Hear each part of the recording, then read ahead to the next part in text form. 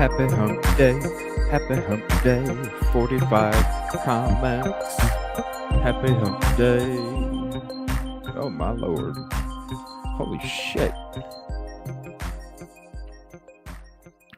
World famous, what's up Kelt? No, not really. Hey everybody, nice seeing you in Justice's stream. Kid Kitty, SRB, Pam. Hell yeah. Cherry. Pam, thank you for the wonderful comments on the video. Sorry I could not get back to you.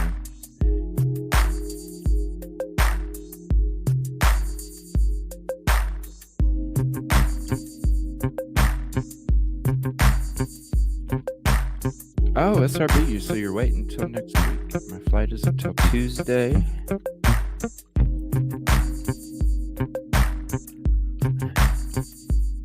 Stay a month helping. Oh my gosh.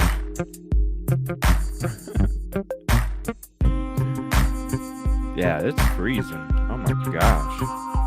What's up, Kevin? How you doing, buddy? Mama Bear, Allison Faye. Oh, you're having power issues? Is it because I know my power got knocked off today, and I think the cable.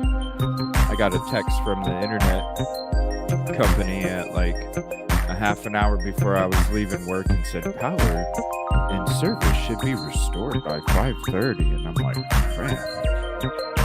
So then I started thinking, what happens if the internet goes out? I guess I could always use the Wi-Fi or my mobile hotspot on my phone. I don't know how good StreamYard would hold up to that. But I guess if that ever happens, it'd just be a hangout night because I probably couldn't show shit. What I want to ask is that we all go over tomorrow and it even. Aw, thank you, Pam.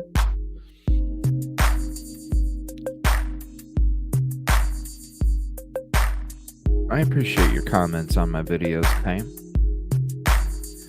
Justice. Hey, do you guys... Oh, that's a good idea, SRB. I like that. I like that idea. We should... Yeah, we should. What up? Yeah, great show, Justice. I'm going to be showing that little... thumbnail of yours. I get my show. Oh, what's up, StreamYard?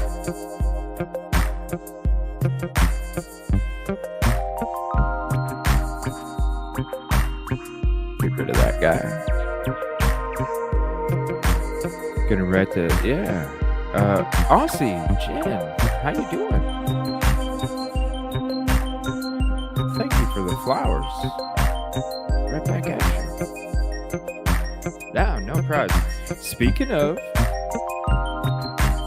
this weekend, probably Saturday. Well, not Saturday. Well, if I am on Saturday, I don't know if maybe Friday, I'll have the Evil CJ March Madness Yahoo Fantasy thing up, so you guys can put your brackets in if you'd like, and then I'm going to get a small trophy with your YouTube name engraved on it, whoever wins, and then you guys can have a trophy. Can I palm a ball? I used to be able to. I don't know if I could anymore. But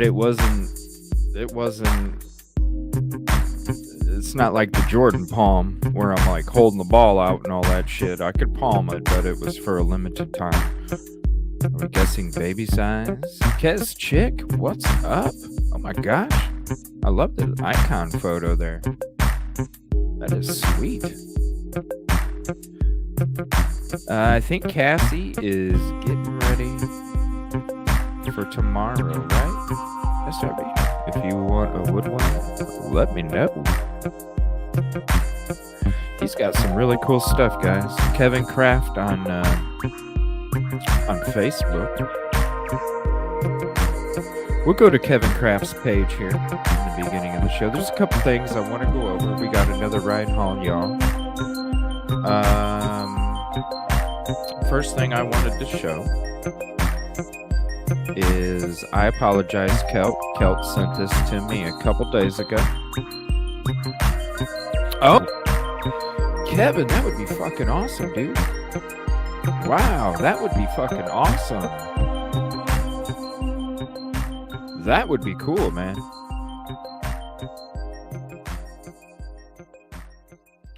Tomorrow's C-section at 12:45. Shit about. Yes, I showed Kevin's page a few times. He does a lot of great woodwork, for real. And I think the one time he didn't even know that we were showing his shit, but it was at he was doing some display at a winery that night. Put your new laser to work. Ooh, that sounds awesome, man. Do you have a YouTube channel, man? Do you make YouTube videos? If not, you should. Yeah, if you don't make YouTube videos, man, you should. You should make YouTube videos of you working on your stuff, man. Let me know if you have a channel or not. If you have a YouTube channel where you put videos and stuff, let me know, man. We'll get you up there. But sorry, Kelt, I get to this a couple days late. This is a little present that Kelt got for the baby. See if I can zoom into it. Yes, I can. Isn't that cute? Got it for the baby.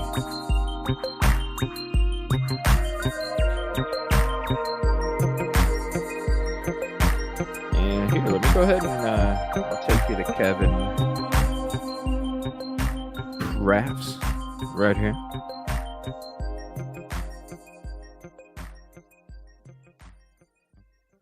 Let's see here. Yes, look at this. Look at this display. So cool, man. I'm proud of you, dude. You're kicking ass in life, dude. I'm excited for you.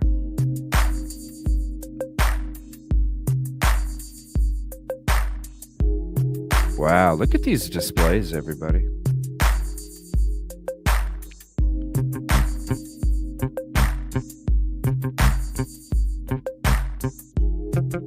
Look at that. You even got the wood signs, man. That is look at that. You got your logo on there. Look at that. That's cool stuff, man. Look at those bowls. Aren't those bowls beautiful? Look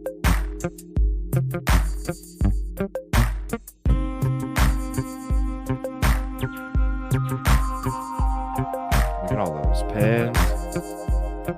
Rock on, man. Rock on. Cool stuff, man.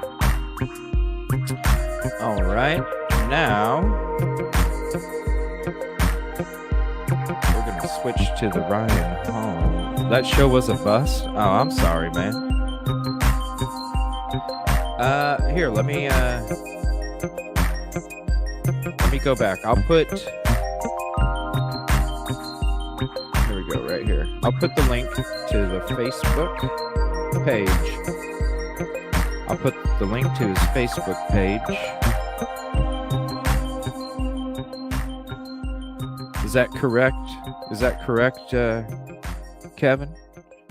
Is that the correct Facebook page? I believe it is.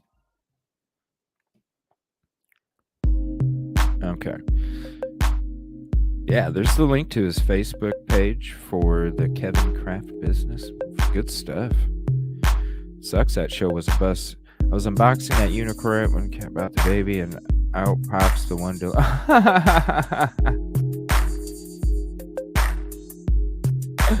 Yeah.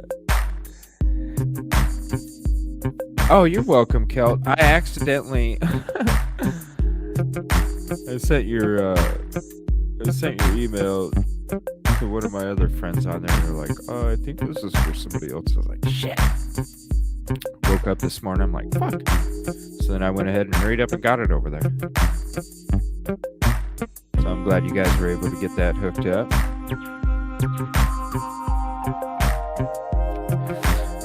What's... Oh, rest time. What time is it there, Aussie?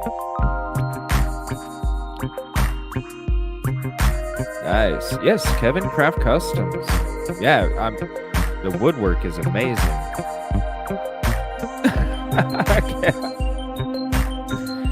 Yeah, the woodcraft is amazing. That's awesome. Hell yeah. It's good stuff. Those bowls are beautiful. I love the wood grain on them things, man. Those are beautiful bowls. All right, this ice storm is about to get much worse. This is Ryan Hall, y'all extra. And you know that we like keeping up to date on the weather, so I'm going to go ahead and jump into this real quick, and then we'll get started in the show. Thank you, everybody, for hopping in here. Thank you for all the messages. Oh, at least some of our ice. Welcome back, y'all. Ryan Hall here. Some of our ice started melting today. Oh my gosh, it was crazy this morning. It was an interesting ride. Very, very scary. With the weather forecast, this is what the roads look like all over the south central U.S. this morning. And you might be thinking, Ryan, why are you telling me? That's a normal road. It's just wet. Well, that's what this guy thought too. But watch him. He's sliding, and now he's into the side of the bridge. He's okay. Don't worry about him.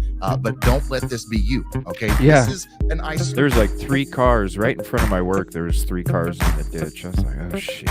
Storm.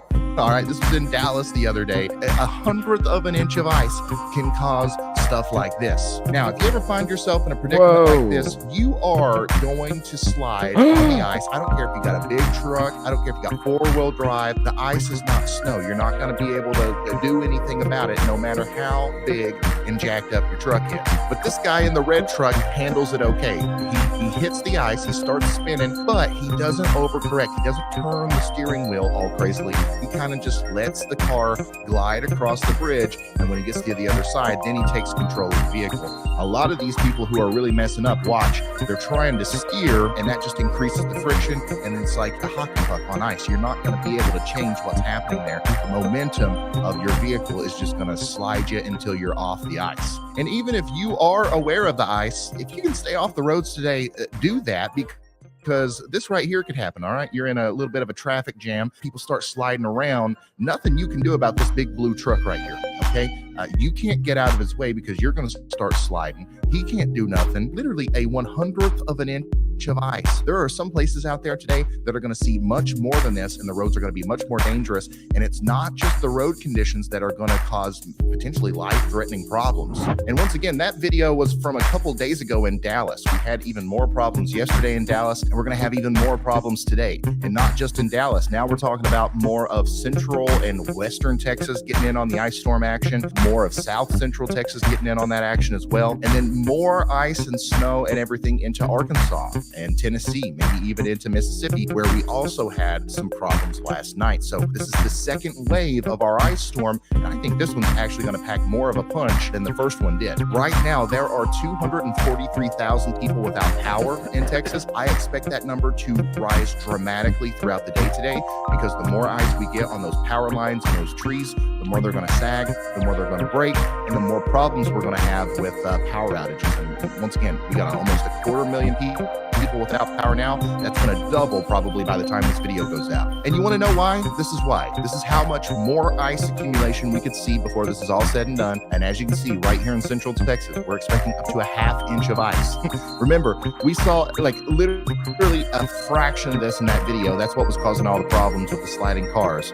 Multiply that by 100, and now you've got sliding cars and trees falling and power transformers exploding. Like, I'm not trying to scare you. I'm just trying to be realistic here. This is going to cause some major problems wherever the heaviest ice falls. Is that what you're talking about, Allison? I hope you're okay. Today into tomorrow. Okay, let's really track this thing now. This is what the radar could look like around noon p.m. Eastern today. You can keep up with the time and date up there in the top. Obviously, we're still going to be having some freezing rain out here in Texas and a little bit out here in Arkansas. Some of the heavier precipitation will be back here in western and southwestern Texas, though, from Fort Stockton up to Big Spring. But of course, we are still going to be experiencing the freezing rain in Dallas down towards Austin. Okay, now as I push this forward, you're going to notice something here. First of all, the precipitation is going to get a lot heavier, and this is where I really think some of the heaviest icing is going to take place. Somewhere west of Dallas, over here in Central Texas, is really going to have a hard time. Maybe near Abilene, with just significant icing today. But notice how there's a little bit of a warm nose that tries to break up into eastern Texas. This is great news because this might allow for some melting of the ice in and around the Dallas area if this continues to be the trend. Unfortunately, there is some shallow cold air that's going to be remaining here between Little Rock and Memphis, where we already seen a lot of problems with ice. This is going to add insult to injury as we get into midnight tonight. More icing problems out here. But buddy, just look at Central Texas. We are talking about some seriously prolonged icing out here near Abilene all the way through the early morning hours on Thursday. And this is where some people could see up to a ½ inch of ice. And then, of course, as we go into 8 a.m. on Thursday, we're still seeing ice out here from Little Rock to Memphis as well. So big time ice storm underway for some areas out here as we go forward. Now, this simulation isn't exact. It will change a little bit, but somebody between Memphis and Dallas and Abilene is going to experience a crippling ice storm here. So I just want you guys to be prepared. Now, eventually, as we get into the day on Thursday, the ice is going to stop being a problem. Okay, that shallow layer of cold air is going to dissipate, and it's all going to be rain out here. And that's going to quickly get rid of the ice accumulations, but we're still going to be dealing with power outages and stuff like that in these areas. But look at this, around noon on the backside of this low pressure center, we've got that cold air really coming down and causing some snow, maybe even heavy snow on top of the ice near Big Spring, Texas. And that's going to cause even more problems along I-20 as that moves off to the east as well. A really quick, heavy shot of snow for Abilene around 4 p.m. on Thursday. All the while, though, some very heavy rain is going to be training over areas between Shreveport, Louisiana, Jackson, Mississippi, Birmingham, Atlanta. This will cause intermittent flash flooding issues as we see somewhere between 2 to 4 inches of rain by the time this is all said and done. And of course, the snow is completely done by Thursday at 10 p.m. Unless, of course, you're up here in the Northeast where those lake effect machines are really going to be turning on. Oh boy, look at that. Big cold front comes through, and now we're talking about heavy snow off the lakes, at least for a brief period of time as we go into Friday. So that's what we're looking at as far as the ice storm goes. Okay, I want to show you the full propagation here. This morning through today, ice is going to be a huge problem out here in Texas. Thankfully, there's going to be some intermittent warming out here that might help us, but still, I would prepare for the worst. And then we're going to get a little bit of snow on the backside, a lot of rain on the front side, and then it's going to be all over. In this one, guys, ice storms are no joke. You don't want to play around with them, and sometimes you can't even see that they're even happening. So if you're under an ice storm warning today and it's raining outside, bridge, look, hey, don't trust sun. And very quickly, let's come out and take a look at the rest of the week into next week, just to quickly show you what we're looking at next. Of course, this storm system is bringing below average temperatures down here in Texas, but we've got a little bit of a warm bubble down here in the southeast. Watch that go away as a big cold front comes through. Look at this. We're going to see possibly 40 to 50 degree below average temperatures up here in the Northeast on Friday around 7 p.m. This is a huge cold lobe of the polar vortex that's going to be coming down, and that's going to cool a lot of us off as we go into the weekend. But, buddy, that's not going to last long at all. We are warming right up. I'm talking about a February heat wave, son, as we go into February 6th. We've got much above average temperatures out here for really the majority of the U.S., except for the Southwest. And that's, of course, going to set us up for maybe more storm systems as we go forward. But, son, I talked about this a month ago. We got one shot, two shots, maybe three shots of a big snowstorm. If that doesn't happen, we're back in Warmtown, baby. And look here, we're heading back there right now. Yeah. And just to briefly show you the severity of the cold up here in the Northeast as we go forward, I want to show you the wind. We're back in Warmtown, baby. And February 8th. Oh, yeah. February 8th. Is it before that? Hold on. February 6th. Still looking kind of warm. February 6th. February 9th. Uh-oh. February 7th. We're looking good. When? February 5th, we're looking good. So rain. Nice. Coming up here in a few days. But, buddy, that's not going to last long at all. We are warming right up. I'm talking about a February heat wave, son, as we go into February 6th. We've got much above average temperatures out here for really the majority of the U.S., except for the Southwest. And that's, of course, going to set us up for maybe more storm systems as we go forward. But, son, I talked about this a month ago. We got one shot, two shots, maybe three shots of a big snowstorm. If that doesn't happen, we're back in Warmtown, baby. And look here, we're heading back there right now. And just to briefly show you the severity of the cold up here in the Northeast as we go forward, I want to show you the wind chills. So look at that. Yeah. Negative 56 in Maine with the wind Saturday morning around 1 a.m. Negative 11 in New York City. So this is just going to be some crazy cold, the coldest air of the year by far. For the that red is some warm temperatures. That's what it is. Let me see. Let me get rid of no. It shows a little thing at the bottom. Hold on. Shots, maybe three shots of a big snowstorm. Okay, that doesn't happen. We're back in Warmtown, baby. And look here, we're heading back there right now. And just degrees. To briefly show you the severity. So if it's 9 degrees above the average, it'll probably be in 60, I imagine.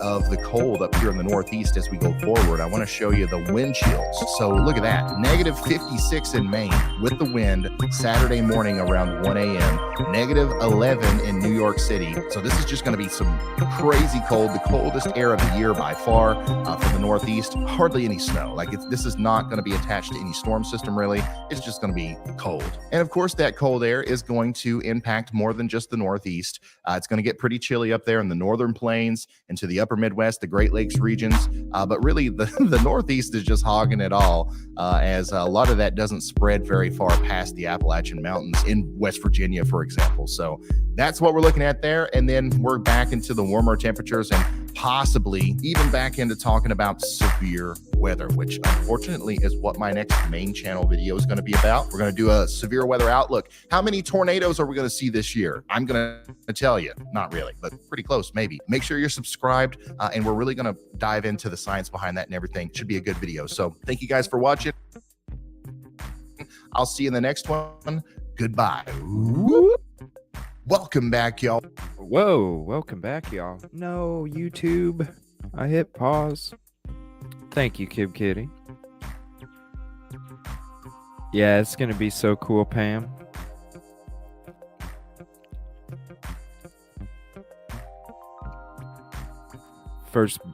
The first baby of our family.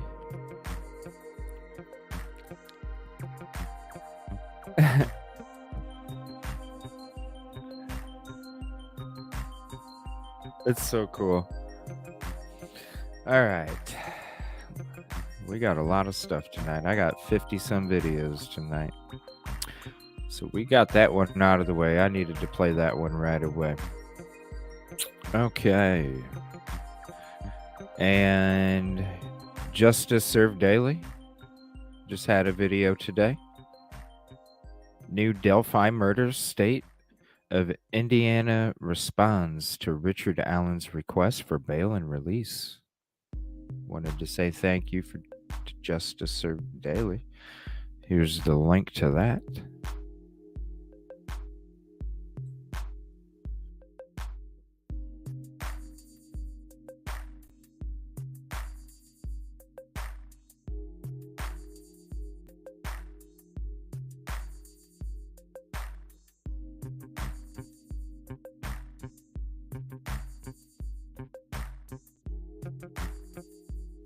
All right, StreamYard. Okay. Sorry about that. 1 second. You're bad luck, Justice. Jeez. Are we sharing? Okay. Yeah, I had a guess. Oh my gosh. Yes, Justice Served Daily. What the hell? She haunts me. I was able to hop into that. Wow, that's weird. It says live. Okay. Now, let me see here. One thing I wanted to go to play a little bit. This is Hidden True Crime. And this was a stream from last night. And this is the actual person that called in. So, hey, Ava.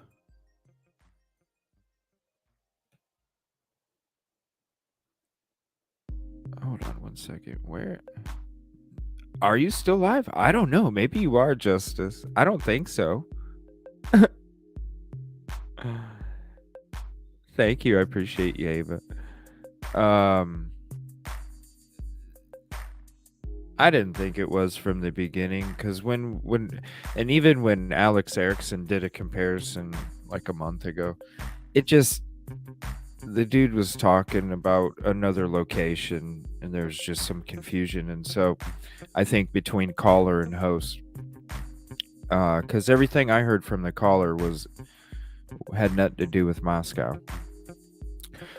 So they actually had the real person that called. They actually had them on their podcast. This was from last night. I seen it pop up last night. I figured I'd go ahead and check it out a little bit. And it was very interesting, honestly. I am not bad luck, CJ. I don't know.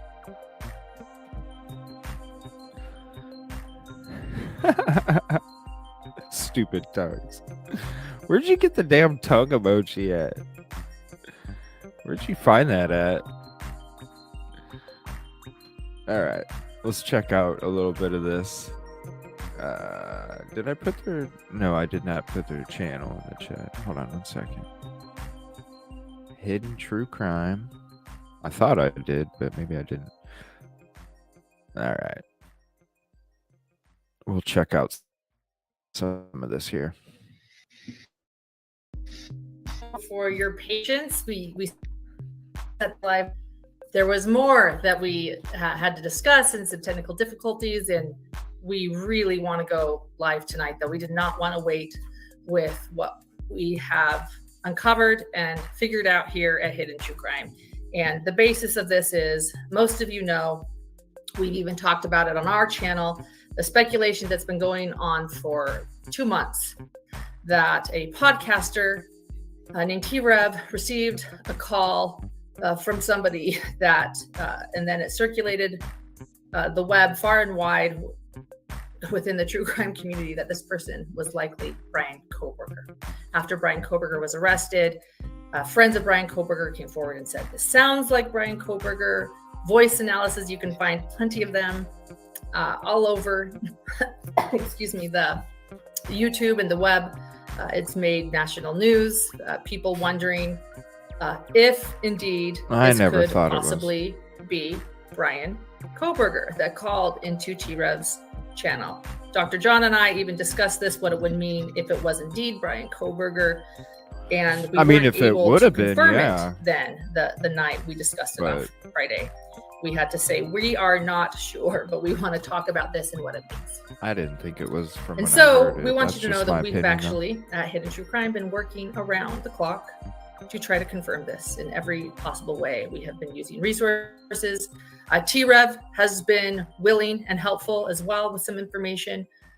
We've included the Hidden True Crime team on this. We thought if we can find visual snow posts on the web, we can certainly put a rest to this question mark that everybody's had for a very long time. You know what I feel like right now, by the way? I don't know if you ever watched Maury Povich, John, but I feel like we're in the Maury show where they're doing like the DNA envelope and they've got it. They've got the results. Right. And you feel like you're about to open it. You're about to announce somebody's baby daddy. Yeah. I'm like kind of like, just hanging on to this. We have the answer. We have the answer. You have the manila envelope. Yeah, Fiddle DD says that they are on the edge of their sheet. I just read someone else's in Australia. Forgive me. It's late. Yes, you are the father, Amy in Boston says. Okay. I will not state any further. We have the answer here at Hidden True Crime. I need an envelope to open. I don't have an envelope. The final answer is made some crazy comments about like 10 Sigma Chi members asking how to commit the perfect murder. We can't share again what this person stated to us, but we can ask Demo ourselves. So we're gonna invite Demo on right now. Hello, Demo. Hello. This is the big reveal. You are the caller that everybody's been speculating about for the last 2 months. Thanks for joining us. Will the real Demo please stand up?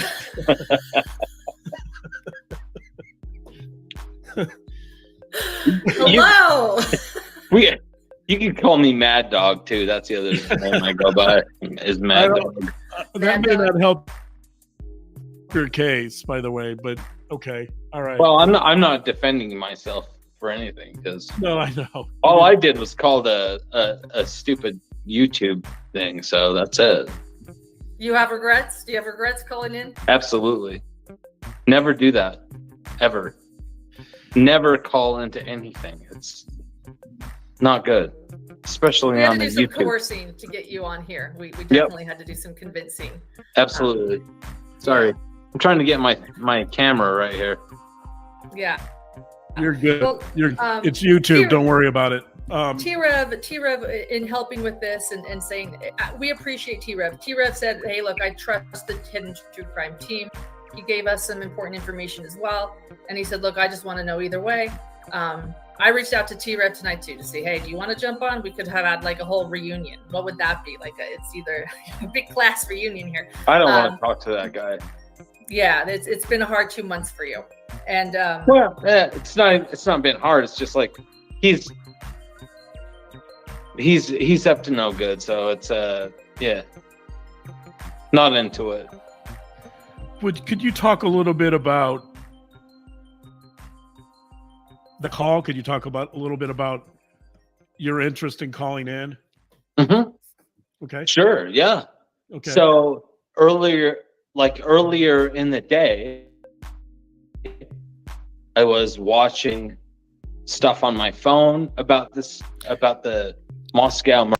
If anybody's watched this, is he upset because he was harassed in some way or something because he felt he was just doing it to get subs? Or I wonder, does anybody know what his issue is? I don't know. This is really, I checked a few minutes out last night. It didn't even get to the call yet. I actually just watched the first 5 minutes or something. And then I was already passed out.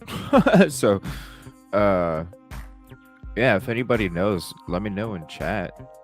Dude seems really fucking pissed, that's for sure.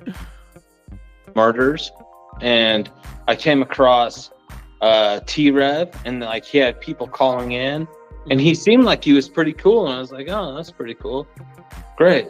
And then I went about my day and did some stuff, and then later in the night, I was hanging out at my house and drinking some beers, and his channel came up again, and then it seemed like not much was going on, so I called in.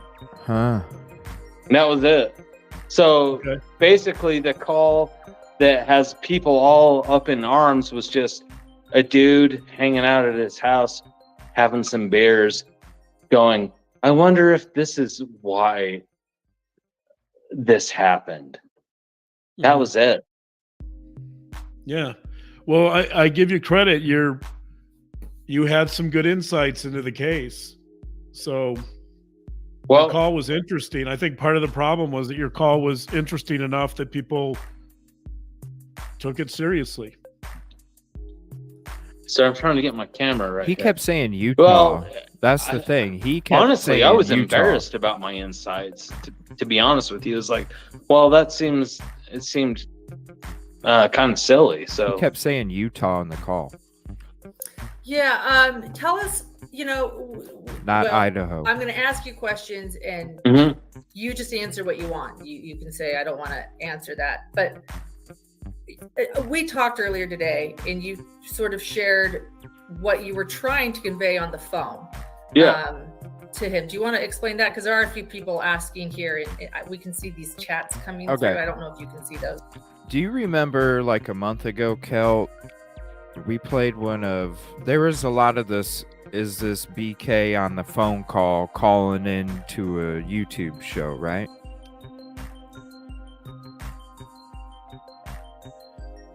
And then Alex Erickson did like a voice comparison, and we went ahead and played her video with the voice comparison from all the different, the video of the dude standing in the dark talking, and then the phone call and all this stuff.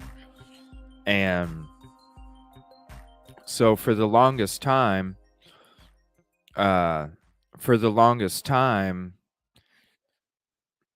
YouTube show kept saying that he kept calling him. He wasn't getting no calls back. He turned in the info to the FBI. He got on News Nation or something because of the phone call. And here, this whole time, it was this guy that is on the right side. And so Hidden True Crime Podcast reached out to him and asked him if he would want to be a part of the podcast so he could talk about what the call, why he placed it, just different things. So that way people didn't keep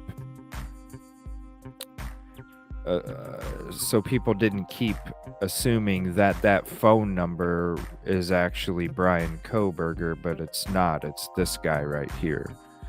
And he's basically saying, I was just hanging out, drinking a few beers, sitting at home on the couch, and nothing was really going on the show, so I figured I'd call in, is basically what he's saying.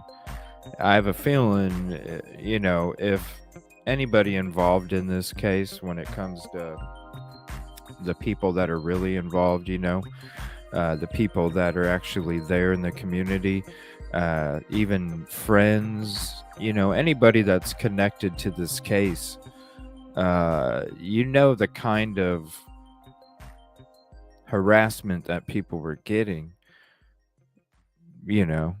even businesses, you know what I'm saying? Even businesses were getting harassed with all this stuff. And so I can imagine maybe this dude got hit up a whole bunch or something. I don't know. But he seems pissed off as fuck. To be honest with you, it's like, well, it seemed kind of silly. So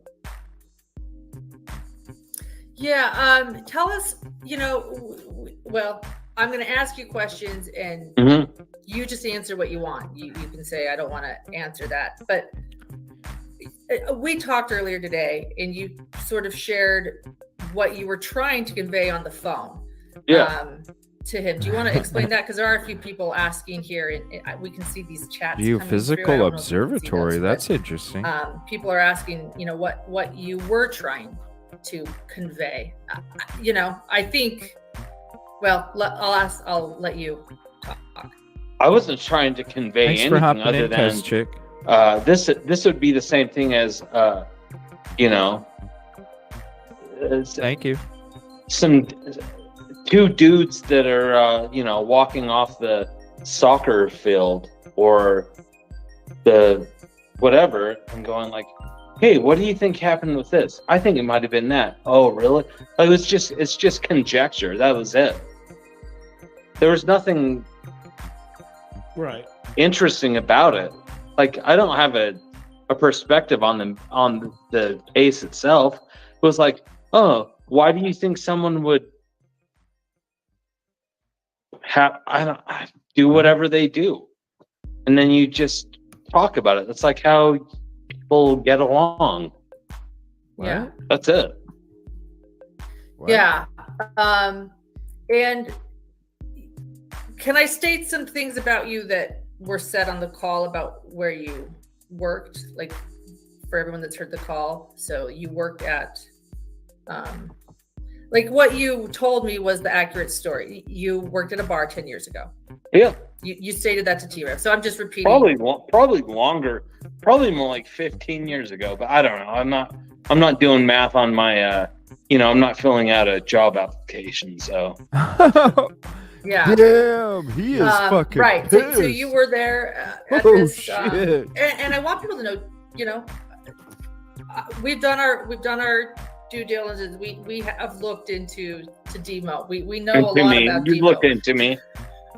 Yeah, we looked into him. So yes, he did indeed work. So I'm a bad lover. I know everything about you. What? No, I don't know everything about you. But I do know a good amount, and we'll make sure that people stop trying to find out everything about you. And that's what was sort of happening with all of this, I guess so. Yeah. So Whoa. you had these kind of casual conversations when people would come into the bar, and sometimes it could be a Sigma Chi person. There is a Sigma Chi chapter near you as well. No, wrong. No, wrong. Okay, tell wrong. me. Yeah, I'm just. Was who being a dick, Kel?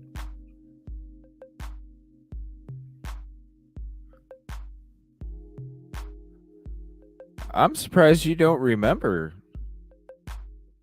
I'm surprised you don't remember who this is, Kel. This is like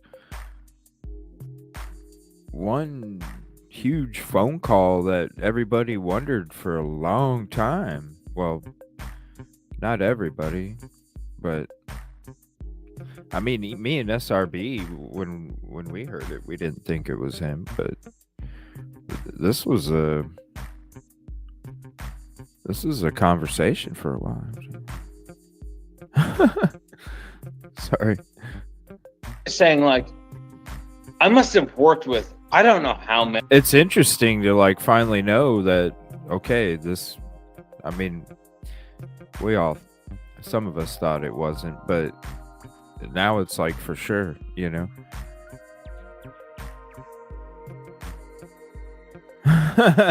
Bam. Something. I was trying to see what that can was. Yeah, right? Yeah, exactly. Kid Kitty.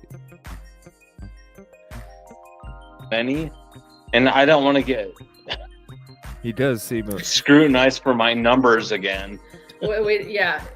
So I must have worked with at least 1 to 30 Sigma Chi's while I worked at that bar. Mm-hmm. 1 to probably 30. more like 5 to 10, like I said the first time. But it's like they say stuff like, "Oh, hey," and this isn't like.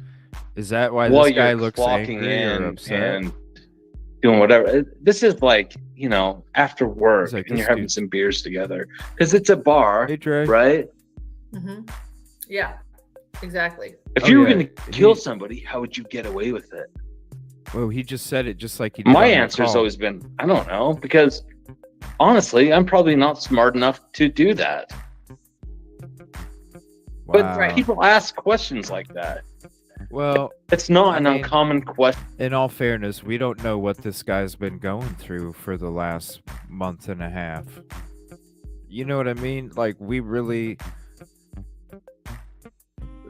the dude could be up to here with the shit that he's had to deal with. We don't know that. You know, we have to be understanding.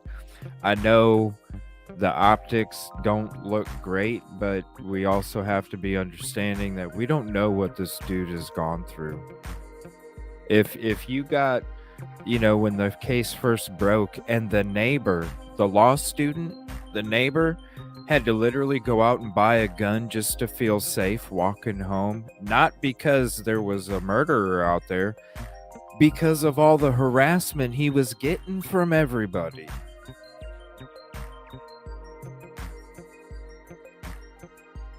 Like, if that dude was nice as hell. That dude was like calm, reserved, polite. You know, he had a couple quirkiness things, but that was because of anxiety and probably nervousness. You know what I mean? You got national news coming and interviewing you. He's probably nervous as shit. And then all of a sudden he got pounded and everybody was blaming him for being a part of it. And they were trying to dig up everything. People showing up at his house, knocking at his door 2, 3, 4 in the morning, you know, like following him, like all of this stuff. And he had to buy a fucking gun. So I understand the dude seems, you know, or upset, whatever. You know, I get it. I totally get what you guys are saying, but I have to. Who knows what this guy went through? And I'm telling you, if I can picture myself in a stressful situation like that, I'm an empath. I can put myself in other people's shoes real easy. And if I put myself in that kind of situation, I don't know. You might be getting a fucking shitty CJ. I don't know. I really don't know. I would probably be a dick. I don't know. I'm just saying. Question to ask. And in a weird way, I feel like I'm starting this whole thing over again that got me in trouble in the first place. So well, yeah, and we can move on. And so let me state this: it doesn't matter how many numbers you've said. It doesn't matter. People. As he explained, he was enjoying a night at home. He called in. He wasn't a journalist calling in saying, "Here are the facts of what happened to me 15 years ago." You called in. It was a casual conversation. And I already see some discussion going on in chat about what numbers. It doesn't matter. Yeah, it doesn't matter what this innocent call in. It, you know, that we've all been speculating on for 2 months. Fairly, I think at this point we need to say 2 months. Sorry. Here it doesn't matter. Those things don't matter anymore, and that we need to give you a break. If I was trying to speculating on this. Yeah, if I was trying to confess to a murder, right. Or saying, I know who did this murder, I wouldn't call the T-Rev podcast or YouTube channel or whatever. That's crazy. Who would do that? Right? So, yeah, no, it's not that. Yeah. You know, shit. and like John, that was funny. John was very compelled with, he thought it was this very guy. I don't know said, what right, to John? think of him. I mean, again. Well, I think that yeah, right, Ava. That's what I I'm think thinking. Kohlberger was very concerned about committing the perfect murder. So I think it was interesting that Demo was hearing the same thing from Sigma Chi members. You know, I know some fraternity people, and I've never heard them talk about that. But you know, I can understand you guys how are crazy. If a bunch of Sigma Chi's are drinking and having a good time, you know, partying, that maybe that's something they would talk about. So that people talk about this all the time. I mean, not all the time, but like people say, "Oh, if you're going to kill someone, you can definitely tell it's the guy that called. Well, I would do this, and I would do that, and I would do this. So similar. Conjecture. It's a thing. It's I mean, maybe I live in a weird, closed off part of the world, but I don't think it's that uncommon that people talk about that kind of stuff. I mean, we have like murder. He did say some crazy. We have stuff. murder shows all over the TV. He did say some crazy stuff. How many shows on your TV are about murder? On your Roku or your whatever. Like, it's crazy to not think that wouldn't be a thing that people talk about. Oh my God. Right. I mean, the bottom line is that the bottom line is you did nothing wrong. You just called a show, and there was rampant speculation, and it affected your life. And I mean, so we're not, don't hear us as we're not grilling you about. Oh, no, we're not. We're not. No, we're not grilling you about doing something wrong. I think we're just trying to hear your side of the story. And right. Yeah. And I'm not trying to chastise you. I'm just like, when I say like what I'm saying, I'm just saying like, this is like how people talk like this. Like, it's dark, but that's how people talk. Yeah. And it doesn't mean that you're a murderer. And I all I did was called a show, and that was it. Right. And I will never do that again. And I advise anyone out there to never call anything. Damn. Never, ever call a thing. Damn. Because chances are your phone number will be released, and then you're going to get a bunch of phone calls and text messages from a bunch of kooks. So that's what happened. His phone number got released. Oh, wow. No wonder he's so upset. His phone number got released. It's crazy to not think that wouldn't be a thing that people talk about. Oh, wow.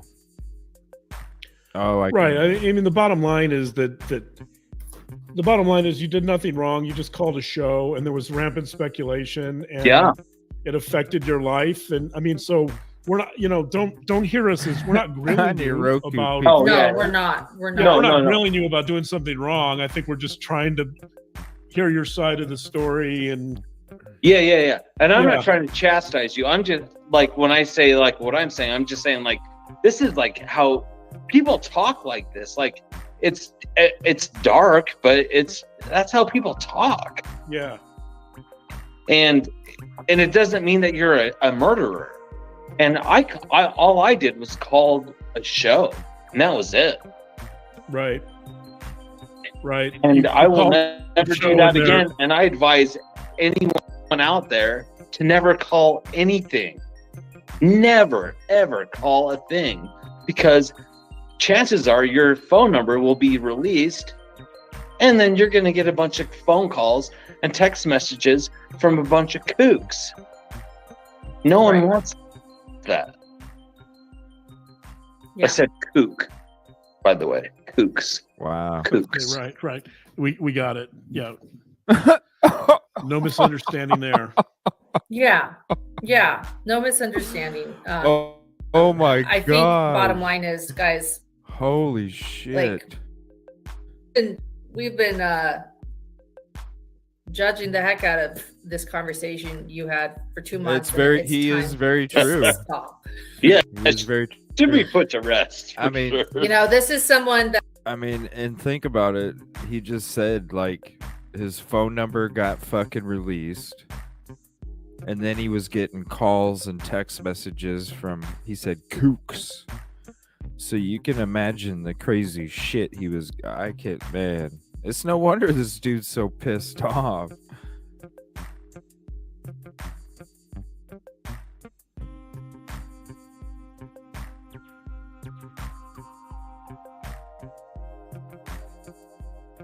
Yeah, it was, I don't know. I could tell from the first call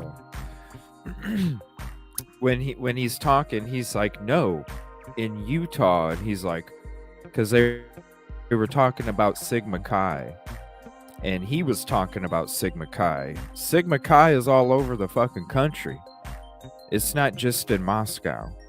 So when he called in, He was talking about the conversations that he was having when he was in school in Utah with Sigma Chi members. And the show was like, in Moscow? Huh, something don't seem right. And then after that, there was like community post or videos about, is it, people are saying, is it? And in the meantime, this dude's phone number got released. He had nothing to even do with the case. And his call, people were blaming him for being Brian Koberger. Can you imagine people thinking that that's Brian Koberger? People before Brian Koberger was arrested. Can you imagine people thinking that that phone number was Brian Koberger's fucking phone number? Can you imagine the shit this dude got?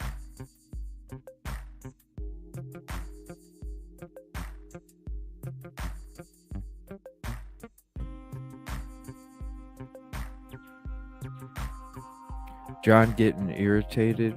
Yeah. Yeah, I think they both are starting to. They're both like, damn, dude, why didn't you just wait? Right? Kook means crazy, eccentric. I love the Hidden True Crime podcast. Yeah, husband and wife. I love their podcast. We do show their channel here from time to time. For sure. Go on stream live, don't call in.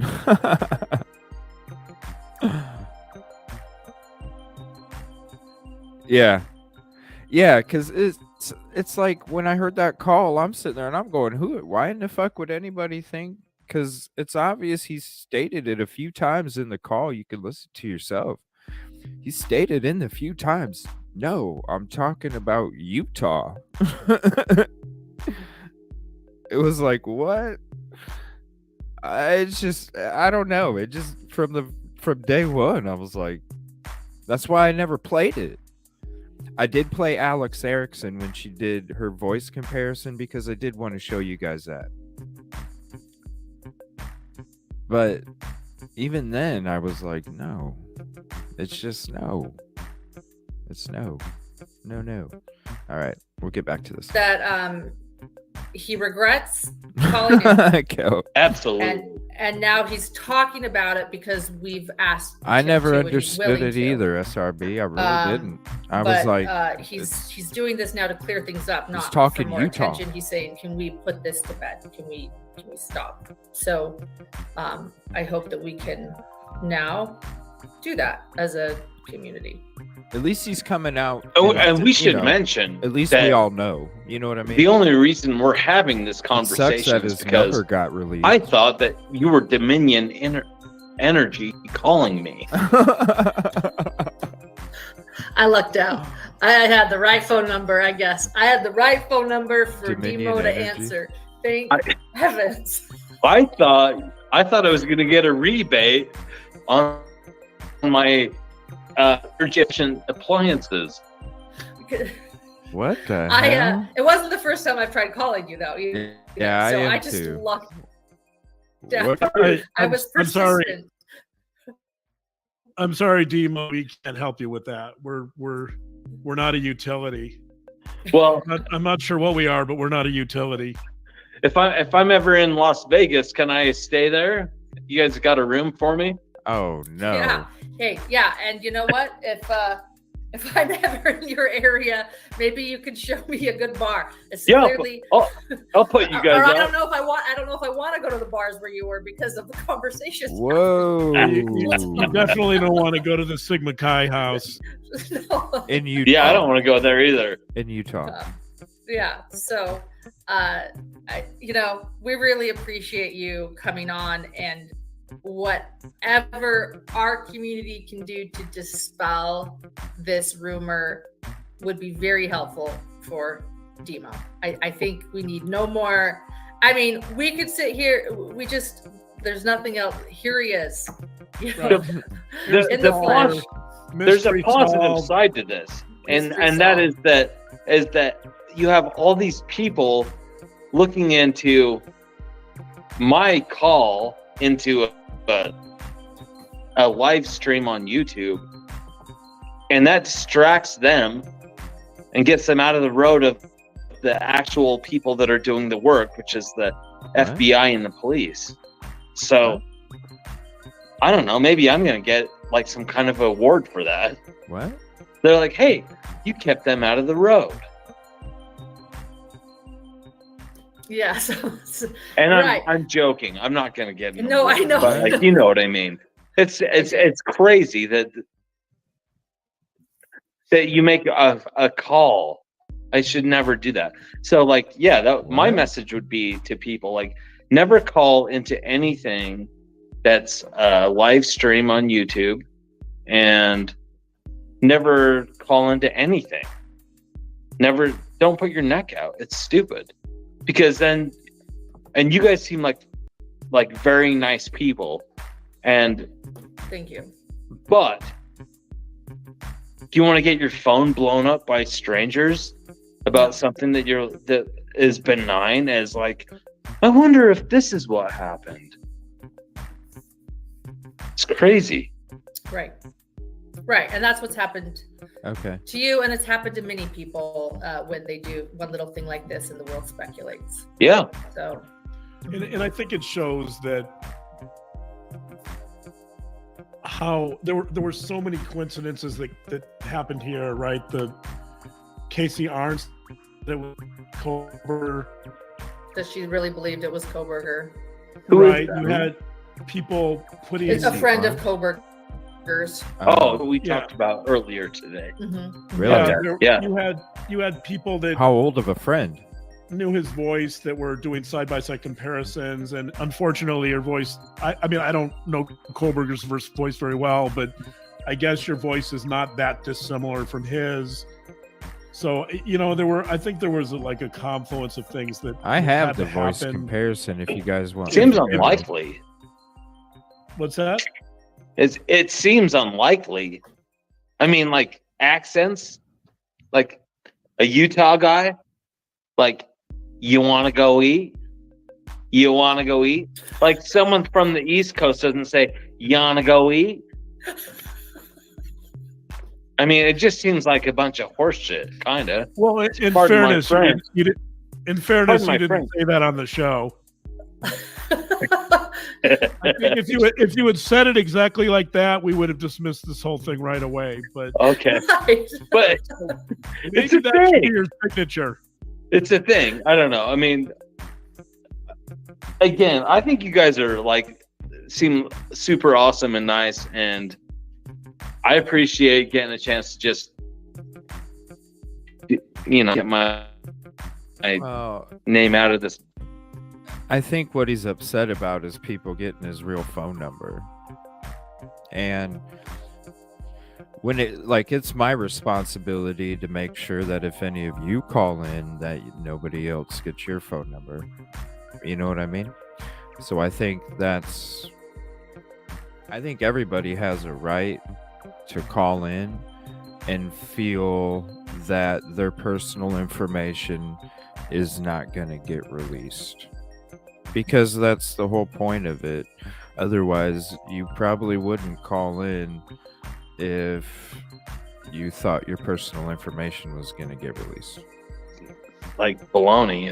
It's crazy. And so I think he's just telling people not just don't do it anyway, because he felt that his personal information wasn't going to get released no matter what kind of opinion he had, and it did. And so that's where he's coming from, where he's like, just don't even put your foot in the water, because then you never have to worry about your information accidentally getting leaked or leaked on purpose, or however it happened. I don't know how his real phone number got out there, but I definitely wouldn't be calling in if I thought that my personal information was going to get released, nor should anybody. Yeah. Yeah, we hope we can help. We hope, I want to state this, again, we were all speculating because we all wondered, is this Brian Koberger? There are all these things, and it kept building. And I do want to say T-Rev has been helpful for Hidden True Crime. I'm just speaking for ourselves. And Really? told me to say, yeah, he helped give us some information to help track you down. And he said that he trusted the Hidden True Crime team to figure it out and to let him know either way. I don't know if he knows yet. Yeah, that's the phone number, Kel. But I've tried to let him know. But we're just speaking for ourselves. I wouldn't trust T-Rev if I was you. Well, our relationship. He gave you a number. Our relationship so far has been okay, but I didn't decide to call into his. He just gave you a number. So, yeah. So far, so good with us, and I told You're him right. that I would help where I could, and I appreciate you coming on, and I want everybody else here to. I mean, I just think we need to put this to rest. Is what. Agreed. We did the work, and yep. We solved this mystery. Demo, is there anything else you want to say before we leave here? Is there any? Yeah, it's this whole thing has been like, the tractor. Sorry, I'm trying to get myself in focus here. The tractor got stuck in a ditch. We're gonna go look at the sock in the guest room. That's what this has been. I'm the sock in the guest room. It's like it's nothing to do with this. It's crazy. Yeah. Well, I hope, I know it's been a major distraction, but I hope it hasn't harmed you in any way or hurt you in any way. My cortisol levels have probably been elevated. What's cortisol levels? What does he mean when his cortisol levels probably have probably been elevated? I would imagine. I imagine. Yeah. He imagines. That's not good, but maybe tonight you can get some rest. What is that? Cortisol is a hormone. It increases with stress hormones. Yeah. I hope you can, and I guess that's what I want to request. Let's let him get some rest finally. Okay. So, solved. Cat D, thank you. Solved. Case closed. Thank you, Demo, for joining us. We appreciate it on such short notice. And yes. Ashley Gordon says, thank you for helping us solve this, Demo. Thank you. Do you guys want to have a chat after this is closed out? Yeah. Love to. Okay. Hang on. Great. Okay. I'll give you a buzz. Okay. Sounds Sounds good. good. All right. We'll see you, Demo. Thank you guys for joining us. Wow. That was crazy. I mean, I'm glad it's finally from stress. Weakens immune system, can cause you to get sick. Man.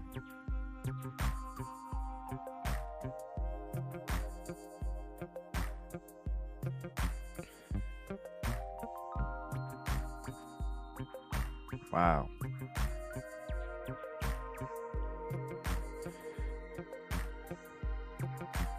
Kind of feel for the guy.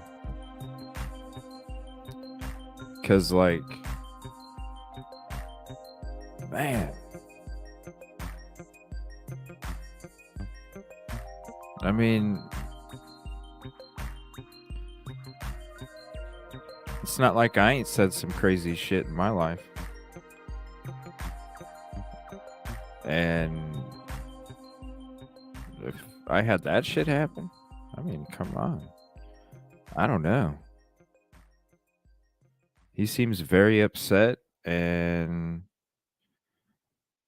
if if his number got released and he got harassed like that, I can see why he's that upset. That's just my opinion. Let me see here. I'm just checking out the break. I got a couple videos here. If you guys want me to go to the voice comparison so you can hear what he was saying on the phone call, let me know, and I'll go to Alex Erickson's video that we watched like a month ago. Oh, and here's something about that green comet. All right, we'll go into that right now. What's up, Nitro Savage? A little hostile. The story we first told you about a few weeks ago. I just rare green comet discovered by an observatory right near San Diego will shine its brightest in our skies as it nears Earth. CBS 8's Shannon Handy has details. I just can't including imagine, tips on you how know. you can see it. Tonight, that comet will reach its know the closest F we point know. to Earth.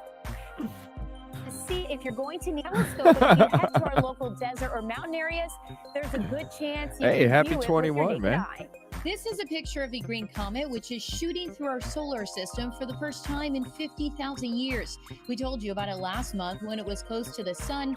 Now it's nearing Earth and will be the brightest it's ever been. The brightest Oh, yeah, it that's will be right. in the sky will be over the course of tonight. And it's going to go through. Dr. Cameron Hummels is an astrophysicist at Caltech, a research. Yeah, this fucking comet, right, is going to go in between the moon and Earth. It's like going in between us.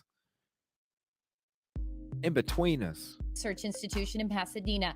His colleagues were the ones who discovered the green comet in March of last year from the Palomar Observatory right Yes, here in happy San Diego birthday, County. buddy. At the point that it was discovered a year at ago, all that love. Thank they you, classified Chad. it as potentially just an Aw. asteroid. But then upon additional observation, they realized that there was a little tail behind it. As for why this comet is a big deal, Dr. Hummels tells me aside from being able to view Nor- something not seen since the Stone Age, Norse mead? comets, which are chunks of ice left over from the birth of our What is that? solar system, can tell a lot about our history. We can learn a lot about the origin of our solar system and what the conditions were like early on. The green hue has to do with the comet's chemical makeup, but it may not be as bright if you're surrounded by city lights.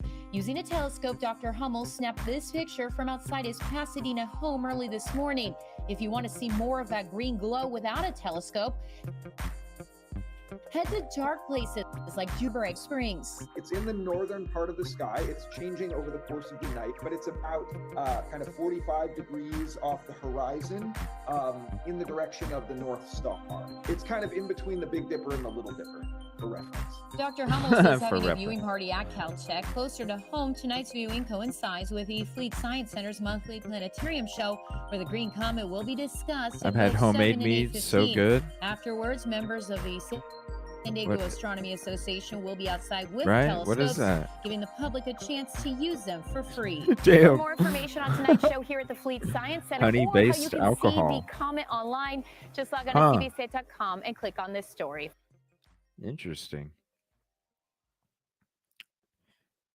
Norse. What is Norse mead? There we go, right there. Norse drank their mead from intricate drinking horns or in elaborately decorated silver cups. Mead is a simple beverage brewed with honey, water, and yeast. Many regard it as the oldest alcoholic drink known to man, and it also has gone by the names honey wine, ambrosia, or nectar.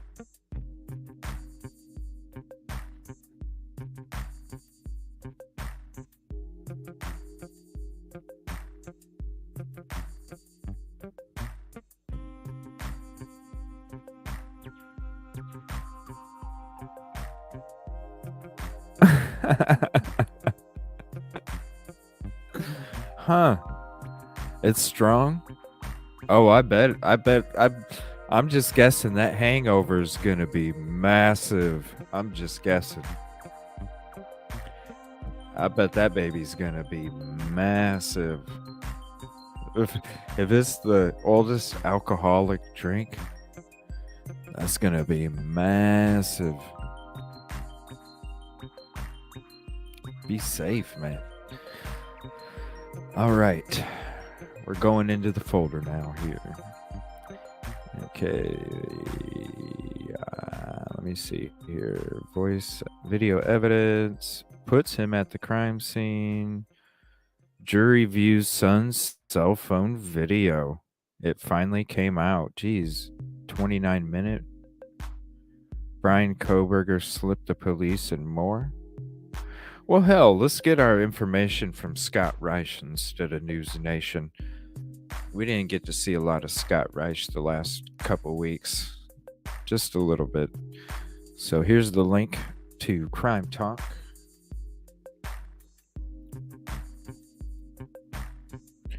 Dude, I had 3 sips, all my little tips.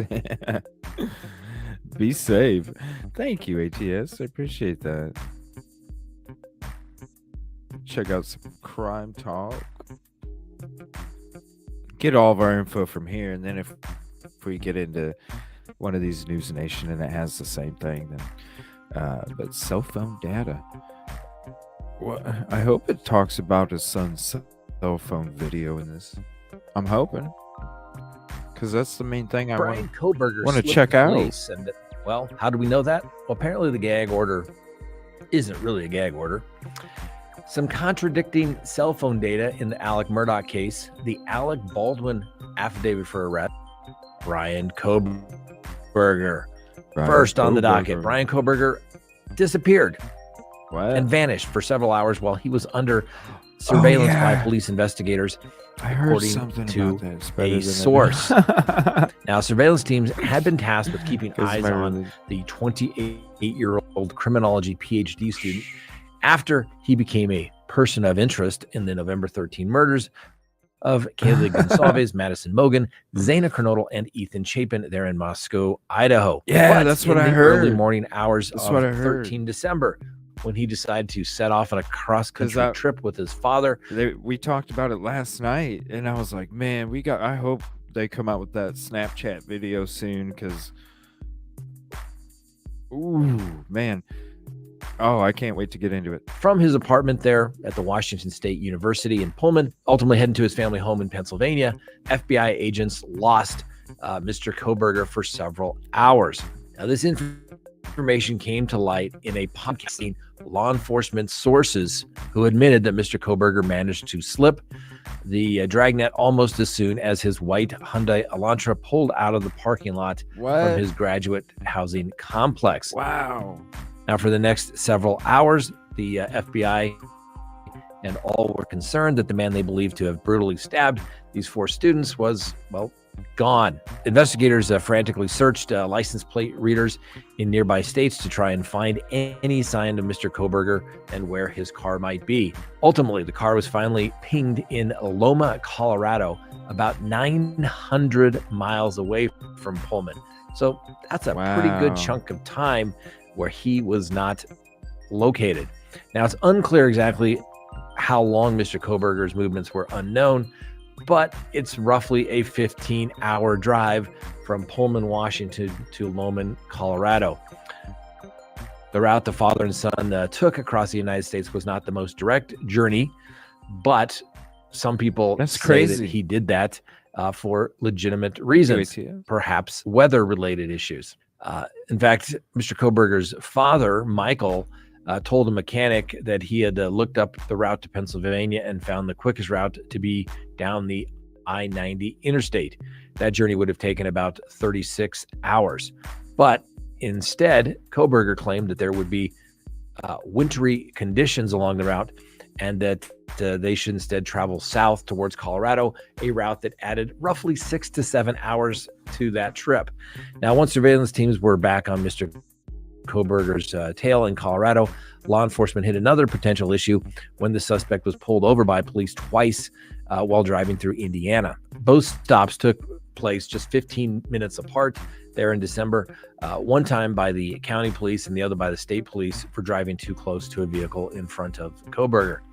Now, the body cam footage was previously released, we've shown that to you, from both traffic stops, showing a somewhat startled Mr. Koberger behind the wheel and his father in the passenger seat. The stops sparked concerns among the FBI surveillance teams who feared what the possibilities could be. They thought it was maybe too dangerous as to what could play out with law enforcement across the country actively looking for this white Hyundai Elantra in connection to the Idaho murders. But in both cases, the father and son spoke cordially with the officers, who then let them go with only a warning and appeared to make no connection to the wanted vehicle. Then for the next 2 weeks, Mr. Kohberger was kept under surveillance while he stayed at his parents' home in Pennsylvania. Now, while he was there one night, he was spotted dumping trash into a neighbor's bin, and the trash was seized and DNA evidence found on it was used to tie him to a knife sheath left behind at the killings. And then ultimately on December 30th, Mr. Kohberger was finally arrested in the early morning raid on his home. He's obviously behind bars there in Moscow, Idaho, charged with quadruple murder and burglary. Now, officials in Moscow have not addressed this information that came out regarding them basically losing Mr. Kohberger for several hours, and they're not probably going to make any comment because there's a gag order that prevents law enforcement officials and the defense and the prosecution teams from speaking out, obviously, about this case. The gag order was issued as Mr. Kohberger was being extradited from Pennsylvania to Moscow, Idaho, and it's a rather broad gag order, and lots of news organizations are trying to say that it is too broad, and it is basically prior restraint. So hopefully the court will say, we can do this in the public because the public has a right to know. But we've talked about lots of cases in Idaho, and the one down just south of where this case is taking place, they don't do anything in public. So I'm a little concerned. We'll have to wait and see. Next on the docket, is this a turning point in the Alec Murdaugh homicide Talk about case? it, please. That's right.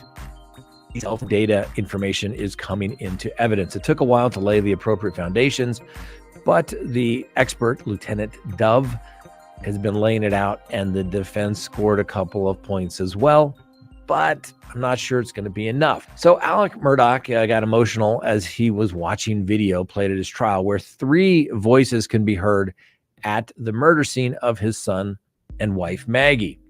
Now, prosecutors the video was taken by Paul Murdaugh at 8:44 p.m. and that is their evidence that was at the kennels just minutes before Paul and his wife were shot at 8:50 p.m. on June 7th, 2021. Now, the defense for Mr. Murdaugh claims that the last time he saw Maggie and Paul alive was when they were having supper at the house on the estate there in South Carolina. He claims he only saw them at the kennels when he arrived home from visiting his mother to find them both deceased. The alleged killer called 911 at 10:07 p.m. The prosecution witnesses, this Lieutenant Britt Dove, was unable to identify the voices, but told jurors, you can clearly hear 3 different voices because they are so different. Witnesses are expected to identify the voices later in the trial. Now, Paul was taking the video of a Labrador's tail at the kennels. He was looking after the animals for his friend Rogan Gibson, whose conversation with Paul had been revealed in court. Now, earlier, Maggie Murdaugh's iPhone record showed how her husband of 28 years made a series of calls and texts to his wife in the frantic minutes after her death. Now, Murdaugh called Maggie 3 times between 9:04 p.m. and 9:06 p.m., and then twice more at 9:45 and 10:03 p.m. Prosecutors argue that the calls were an effort to manufacture an alibi. Now, for those who aren't familiar, Maggie and Paul were dead at the kennels of the family hunting estate on the night of June 7th, 2021. Paul's phone locked at 8:49 p.m. and 35 seconds, and Maggie's locked at 8:49 and 31 seconds. Neither victim read another text message or picked up another call after that time.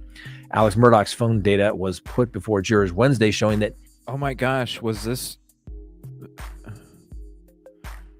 Does anybody have a clip of it? I would like to hear it. The alleged killer's phone stopped recording steps the clip. for almost an hour between 8:09 and 9:02 p.m. Prior to this, Murdaugh's phone recorded regular movement. Prosecutors John Conrad paused testimony to note this hour-long break, and the state says that Murdaugh killed his wife at 8:50 p.m. So the defense did a really good job as it relates to putting Maggie's phone down the road and no movement, and Alex Murdaugh's phone showing movement at the same time, which would mean he couldn't be in two places at once. However, I was a little surprised in cross-examination that the defense didn't do anything with the Snapchat video from Paul's phone. We'll see how that plays out if they have somebody that's going to say that is not Alex Murdaugh. We know that they slowed down the previous recording to 1/3. So my guess is they're going to try to get in some sort of expert to possibly say that's not Alex Murdaugh's voice. Wait and see. Huh. All right. Next on. Okay. I'm going to save. This is the Alec Baldwin affidavit. I'm going to save that for either later or tomorrow. Michelle After Dark has it on her channel. Okay, cool. I might have it on my thing already. Paul's friend Will Leving said Alex. Okay, I did have I do have videos of like a friend or something. It's like a half-hour testimony or something. Let me, after we get through this, let me go through them and see exactly what I have.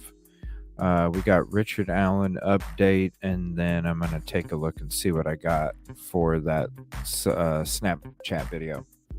So did that Snapchat video take place during the actual crime? Like the video, like right as it happened or something? The show. Guess what? The Delphi prosecutors want Richard Allen to remain in custody. That's right. The Carroll County prosecutors there in Indiana are arguing against bail for Richard Allen, the suspect in the Delphi killings. Now, the court documents filed by the prosecutor's office basically say in their argument that they had provided enough evidence against Mr. Allen to substantiate the murder charge. And the prosecutors also believe that the evidence against the accused adds up to strong and evident proof of guilt, which means he's not even entitled to bond. So the prosecutors point out that under the state and local law, that bail can be denied for a person charged with murder. Now, bail hearing is scheduled for February 17th. Trial dates should also be discussed on that date as well. And earlier in January, a judge ruled that the Delphi murders case will come from Allen County. That's in the northern part of the state. Now, according to the documents, Judge Francis Gull determined the jury will be drawn from the northeastern Indiana county, whose county seat is Fort Wayne, with the trial taking place in Carroll County. The gag order issued in the case continues in its current form, and the judge said that the initial lawyers, police, and family members can't talk about the case publicly, and legal teams are only allowed to speak with the media about procedural items. Now, the attorneys for Mr. Allen said that they argued for the court documents in this case to be unsealed. Now, with the documents being unsealed, they would hope to receive tips that would assist in proving up their client's innocence. The bail hearings scheduled for February 7th, and hopefully we'll have some more information. And then February 17th. Okay. So that's the next one. What's up, Kid Kitty? Let's see. February 17th. Hello. How are you doing tonight? Oh, I'm good. How are you? Hello? Oh, I'm good. Just kind of surprised. There's a lot of interesting stuff tonight already. Well, I watched the whole trial. The what? I watched the whole day of trial. Oh, yeah? Nothing really stood out until his two friends testified. Okay, I do have... Let me see here. Oh, so this is raw video of it. So this must be the actual video. Cool. So I do have the video. Because I do have a friend on here. 1 second. 3 voices. I want to ask you about this friend, which... Let me see here. Okay. Wait.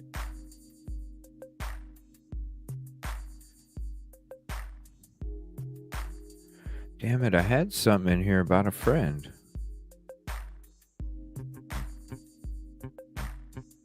and it showed some. Here it is, right here. Family, friends identify Alex Murdaugh's voice in Yeah, video they shot both at did. crime scene.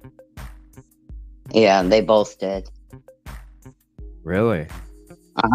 They said 100% it was him, Wow. and they've known him for many years. The family. Let me see here. Law and crime. Where's that at? I'm gonna go to this first one here. Raw video, it says. So this must be the actual.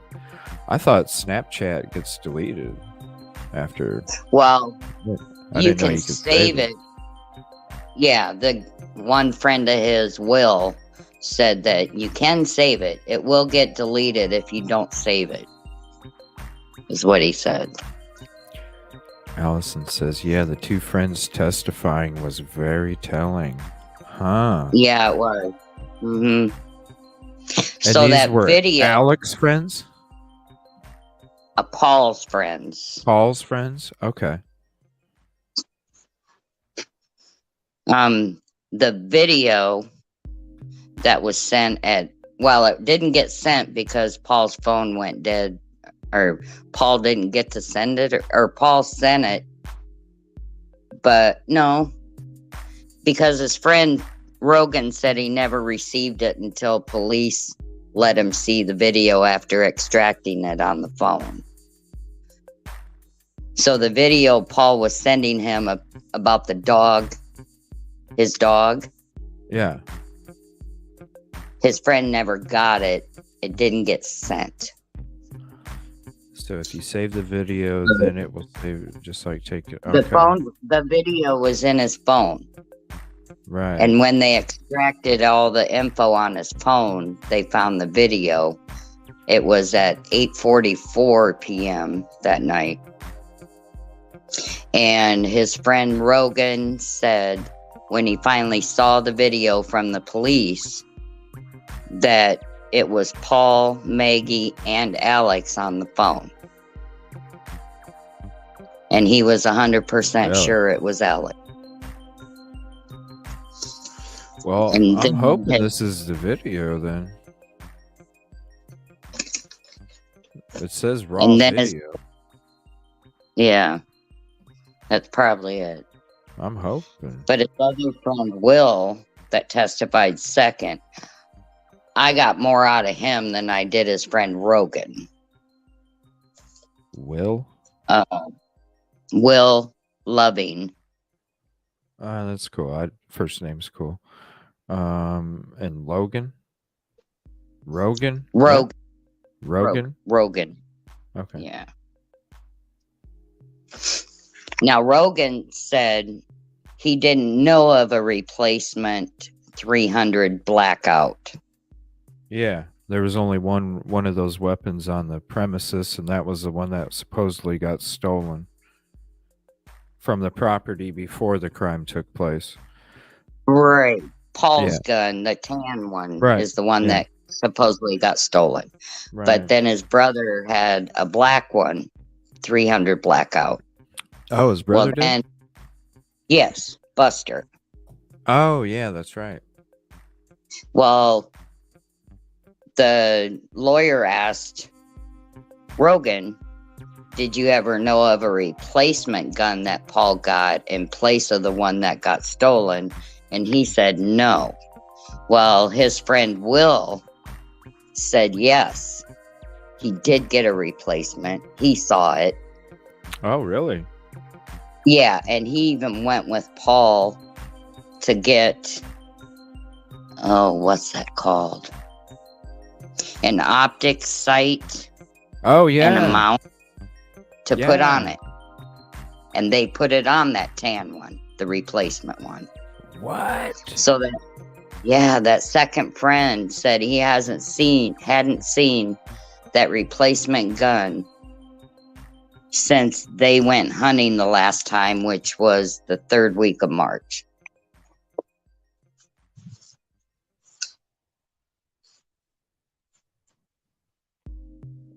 And when did... Yeah, I'm just thinking, and I'm trying to remember when the crime actually took place. Do you remember the date the crime took place? I don't remember.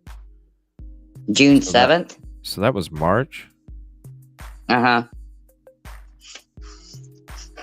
but that was the last time they went hunting, right? That wasn't. That was just. That was the last time he saw the gun. Paul would take Buster's gun Oh. when they would go hunting. His friend said that was the last time he saw that replacement gun. Wow. Yeah. I mean, it was interesting. Very interesting today.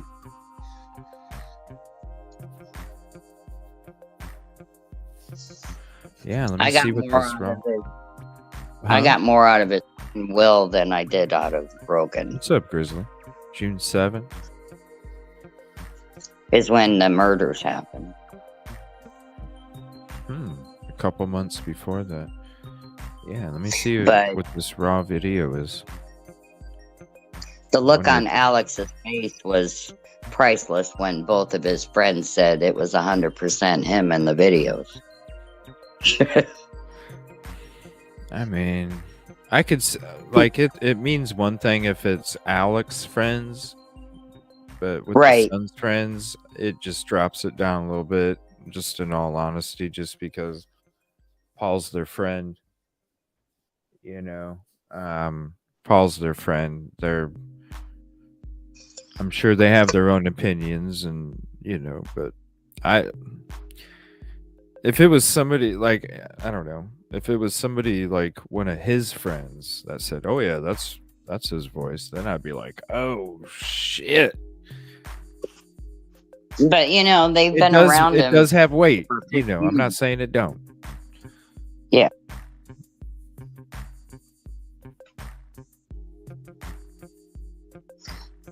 And I could hear Alex in one of them that was played, because you know how he grunts, Yeah. in the interview. Yeah. He was doing that in the video, in the sound. Oh, really? I could hear him grunt. Yeah, like some kind of sinus thing. Oh, that's what you're talking about.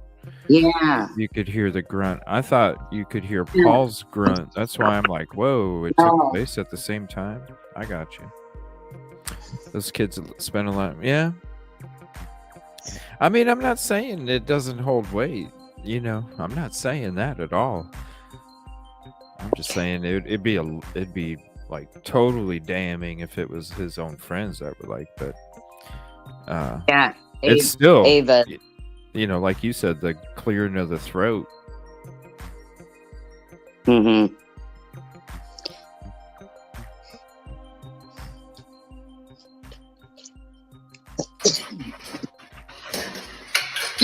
Get back.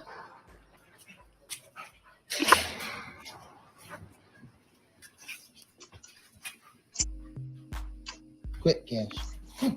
Quit. It's okay. Come here. It's not bad. Come here, Cash. Shit. Come here. Post it. Cash. Hey, he's got a bird in his mouth. Bubba. Hey, Bubba. That's a guinea. This is a chicken. Come here, Bubba. Come here, Cash. Come here, Bubba. Cash.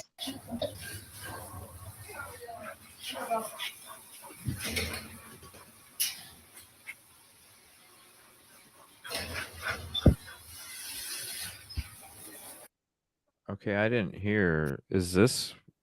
Post it. Cash. Hey, he's got a bird in his mouth. Bubba. Hey, Bubba. That's a guinea.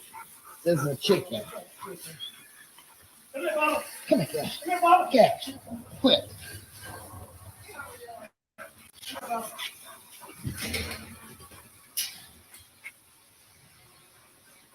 I don't hear any grunting. Is That's this the video? Snapchat. Oh, no. This isn't the Snapchat? I could swear I heard. I don't think that's a Snapchat.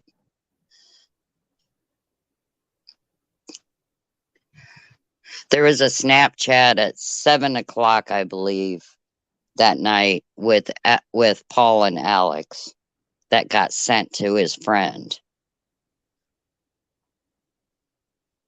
Let me see. Because it said that I couldn't really tell if I heard something like, hey, Bubba or whatever, but I don't know. I'm thinking back to the video with the cops, and it didn't seem similar to me. Let me see if there's another video then maybe.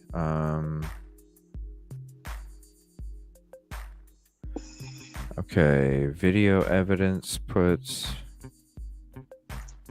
jury views. Okay, maybe I'll watch this News Nation video and see what they say about it.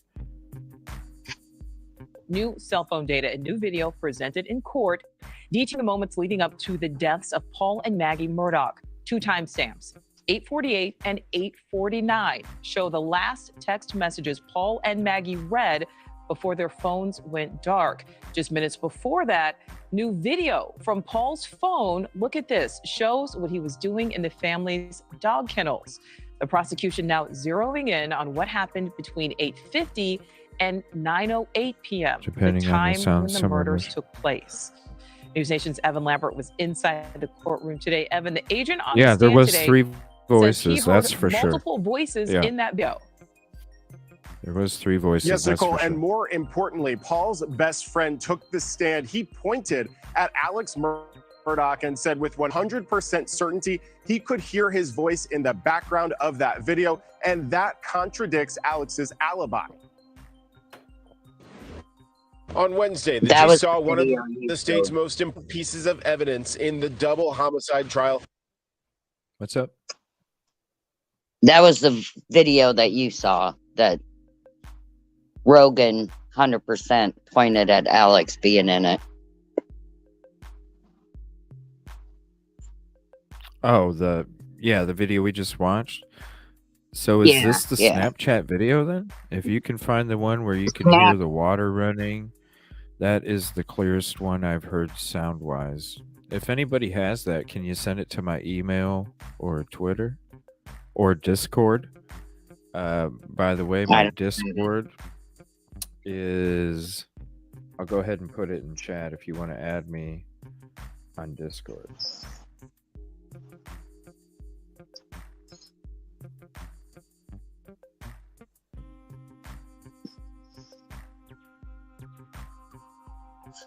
The Snapchat one is... Oh, dang it. 1 second, it's not at.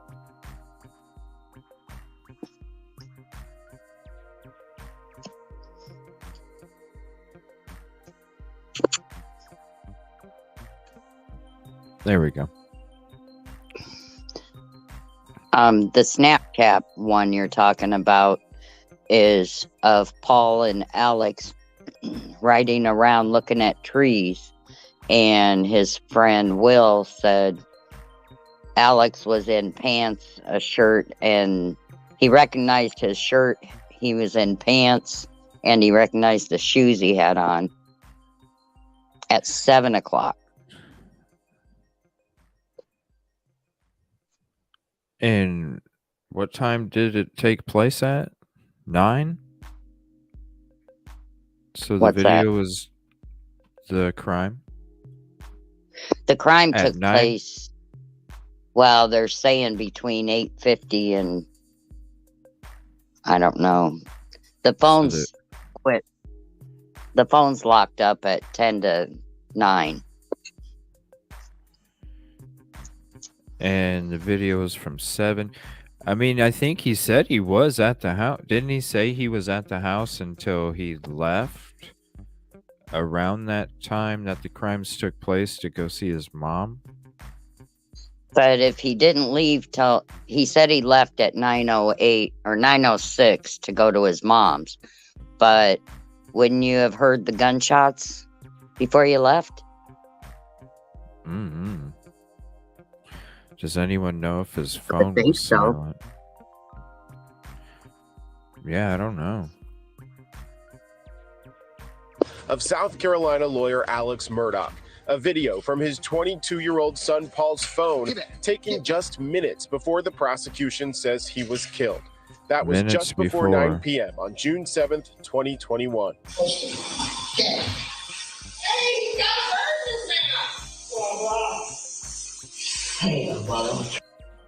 It shows Paul in the kennels on the family's What's up? Did you hear that grunt? No.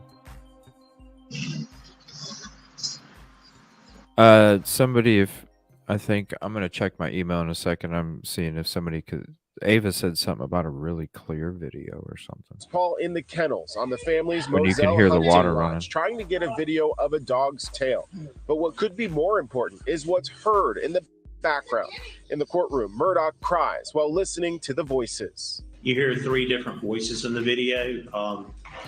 You can tell because they're so different. Prosecutors arguing one of those voices is Alex Murdaugh's, and Paul's best friend backed that up on the stand.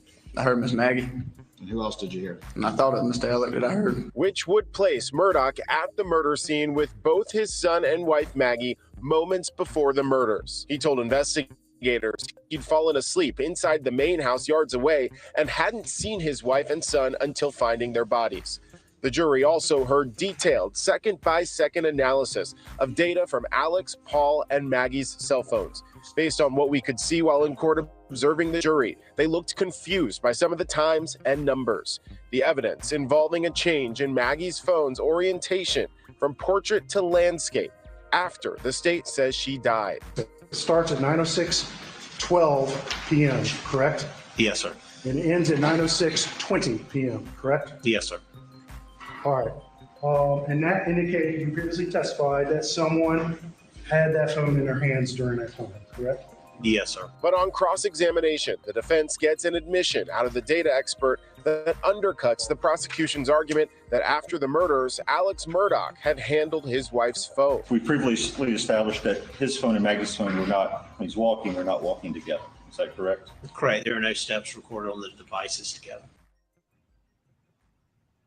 And that witness also testifying to the fact that a chunk of Alex Murdaugh's phone calls, the records of those phone calls on the night of the murders, were missing by the time investigators got that phone to analyze it. Nicole? All right, Evan, thank you for that. Thank you for watching. Go to newsnationnow.com to find. I think I'm definitely gonna have to have that Murdaugh special part 2. If not this weekend, the beginning of next week, because I definitely I do have the videos of the friends somewhere, and I think it'd be cool to sit back and kind of check them out together with everybody, plus all the other stuff I still have left over from the special from a week ago. So, man, there's so much to this. There is. Let me check my email real quick.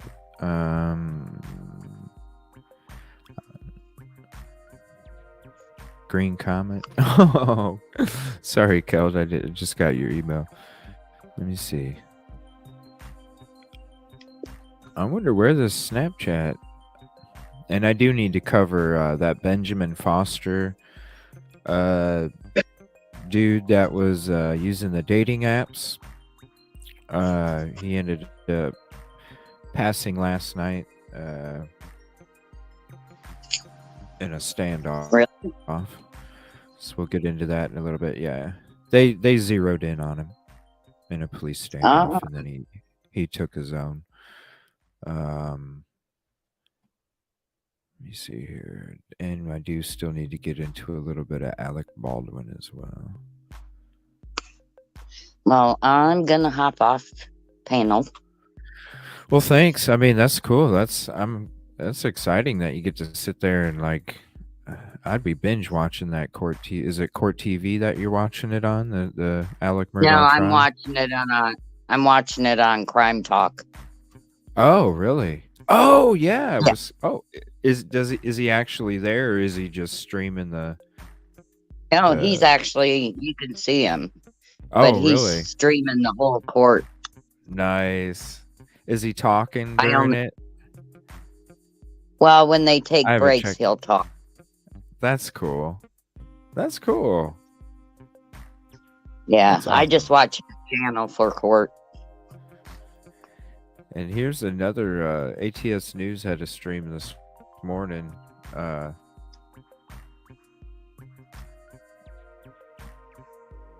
put the link to. Oh, geez. The Well, I'm phone gonna get evidence into that. shows shocking timeline. All right, thank you for hopping up, Kid Kitty. Appreciate it. Hope you have a good night. No problem. You too. Thank you.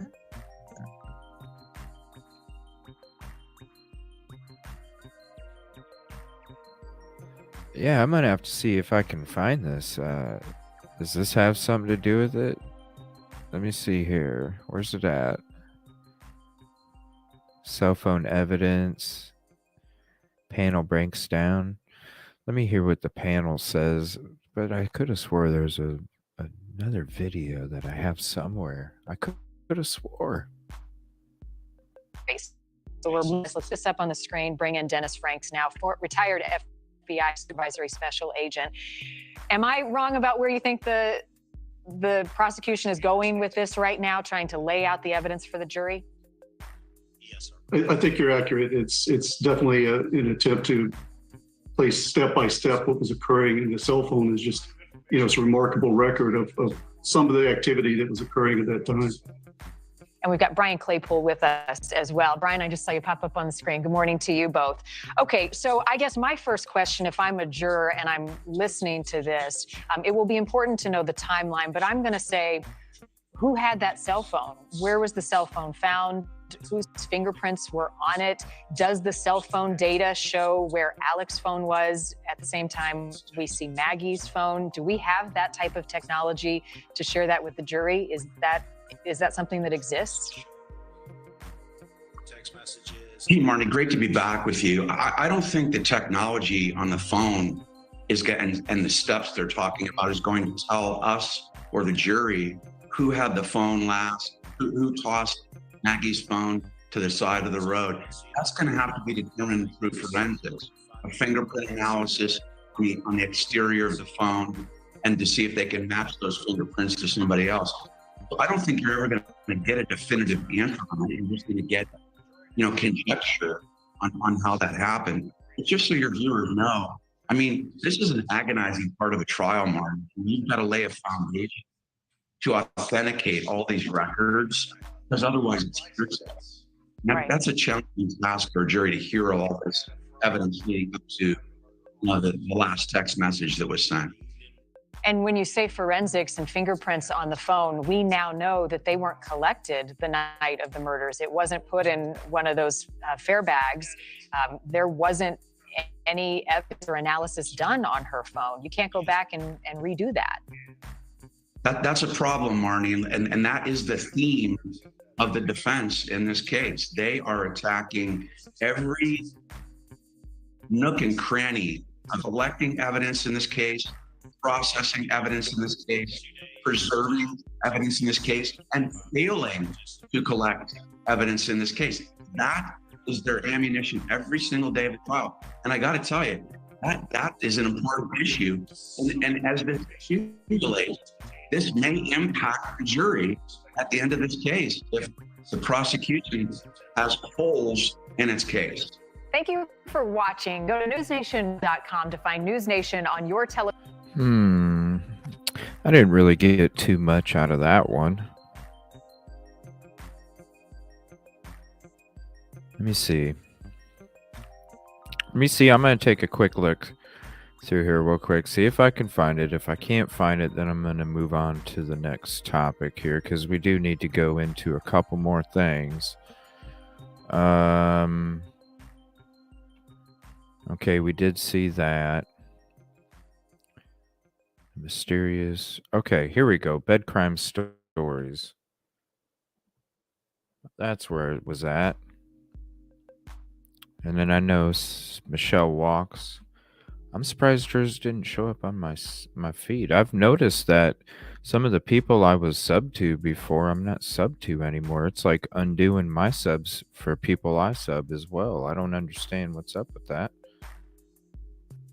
But here's bed crime stories. Yes, thanks. Yeah, thank you for watching that, because I know I wouldn't be able to. And it's nice having eyes on it.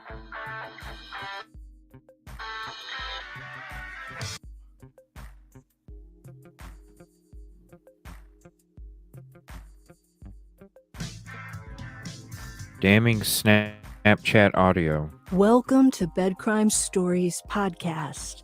I'm your host, T. To all my bed crimers, I hope you guys are having a lovely weekend. To anyone new here, a warm welcome. Thank you for checking out my channel. Let me just ask that after listening to this video or watching it, if you find you enjoyed it or learned something, do me a favor, smash the like button, subscribe to my channel, and leave me a comment. Now, only 3 hours let's old. dig in. 54-year-old disgraced lawyer Alec Murdaugh is currently being tried for the deaths of his wife, 52-year-old Margaret, and his son, 22-year-old Paul. Margaret and Paul both lost their lives on the evening of June 7th, 2021, at the dog kennels on the family's sprawling 1,700-acre estate in Islandton, South Carolina. Today, on the 8th day of the trial, the jurors heard the audio from a Snapchat video taken by victim Paul Murdaugh. In the 58-second video, Paul is heard talking to his friend Rogan Gibson's dog as he tries to get an image of the canine's tail. In this Snapchat video, 3 distinct voices are heard: Paul's, his mother Margaret's, and another male voice. The third voice, if we are to believe the prosecution, belongs allegedly to Alec Murdaugh. Partway through the 58-second Snapchat video, you can hear Margaret say, "Hey, he's got a bird in his mouth." A third voice, one that sounds to me a lot like Alec Murdaugh's rather high-pitched voice, is also heard. Okay, Note hold on. that Paul So the video we did watch was the Snapchat video then? I'm confused.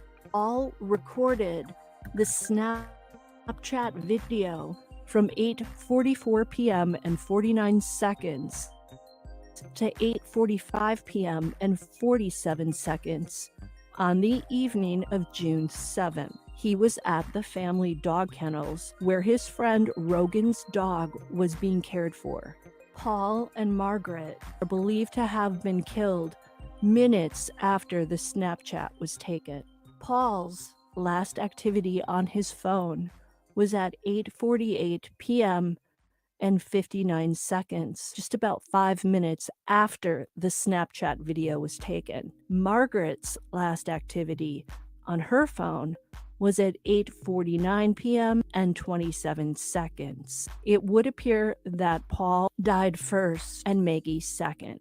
It seems logical that Paul and Margaret stopped answering incoming calls and texts made to them because they were unable to, meaning they were both deceased at 8:50 p.m. or perhaps a little after that. If this 58-second Snapchat video taken at 8:44 p.m. does include Alec Murdaugh's voice, then that would be proof that he was at the dog kennels with Margaret and Paul when they died. That would show Alec Murdaugh lied to law enforcement about his own whereabouts at around 8:48 p.m. to 8:50 p.m. And it would also pretty much point to him being the person who harmed Paul and Maggie, either alone or with the assistance of another person. Personally, I think if Alex is found to be the perpetrator, then he acted alone.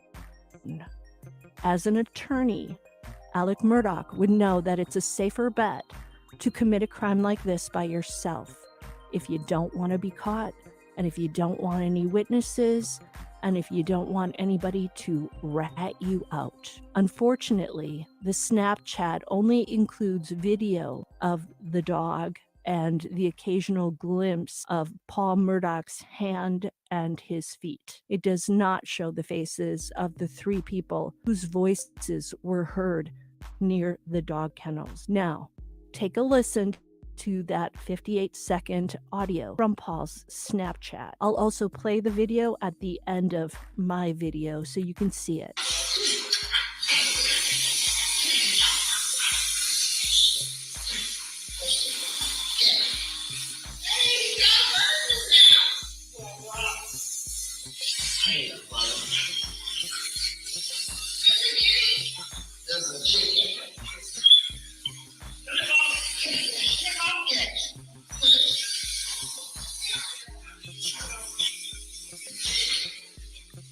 The audio from the other video was a lot better than this. Now, compare that third voice, the male voice, to Alec Murdaugh's voice as recorded during his first interview on the night Paul and Margaret died. I can't tell you anybody that I'm overly suspicious of off the top of my head, you know? I mean, this is such a stupid thing. I'm even embarrassed to say it. But it just didn't make any sense. I just hired a guy out here, and he wasn't cutting the mustard, but I hadn't told him this yet. Paul's been working with him a lot. He killed the sunflower seeds in our dove field just recently, which is why Paul was here doing this. He told Paul a story the other day about how when he was in high school. Okay, now I'm going to play the Snapchat audio once again. Keep Alec Murdaugh's distinctive voice in mind as I play this.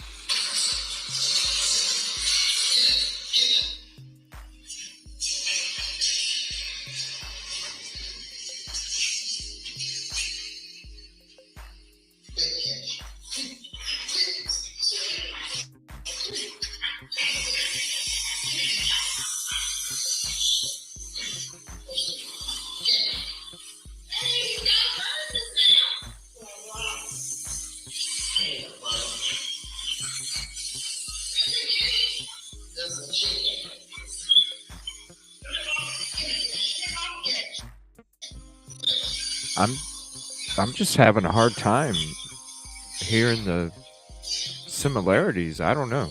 Maybe I need better audio. Let me now isolate just the very brief section where we hear Margaret saying, "Hey, he's got a bird in his mouth," and then a male voice after that. And that's the one that everybody is wondering, is that Alec Murdaugh? Take a listen. What I'm hearing that third voice, that male voice say is, or a rock. Listen again.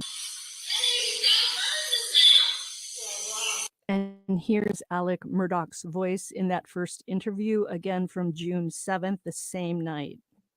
3 Navy SEALs, and that their job was. What do you think? Does that third voice belong to Alec Murdaugh? Here's a link to this If video. so, he's in a whole lot of I trouble.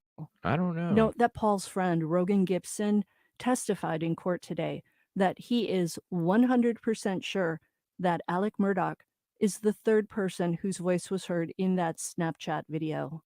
That's pretty darn compelling testimony from the person who was on the receiving end of Paul's Snapchat video and texts from the night from June 7th. Note that Alec Murdaugh burst into tears when this audio was played in court.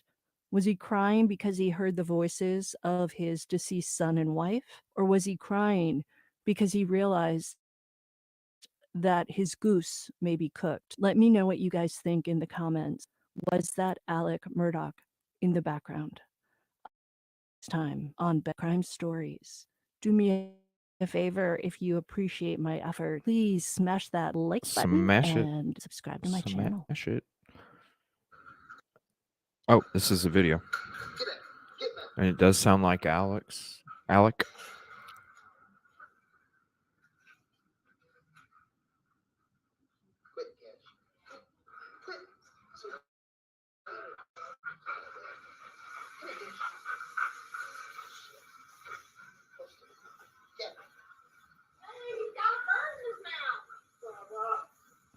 I'm just having a hard time. Maybe.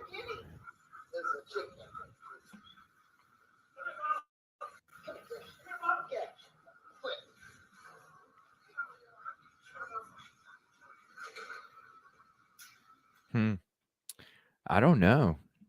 I don't know what to think of that.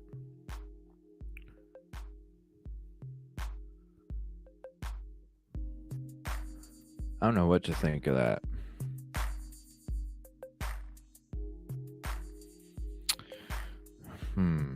I could be wrong, but I feel it's his.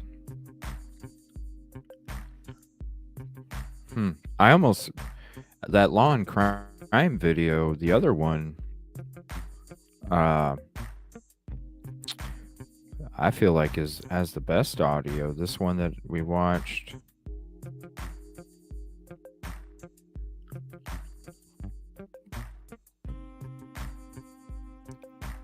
Right here. Let me listen to this one more time. This has the best audio, I think. I'll put the link to this in chat again.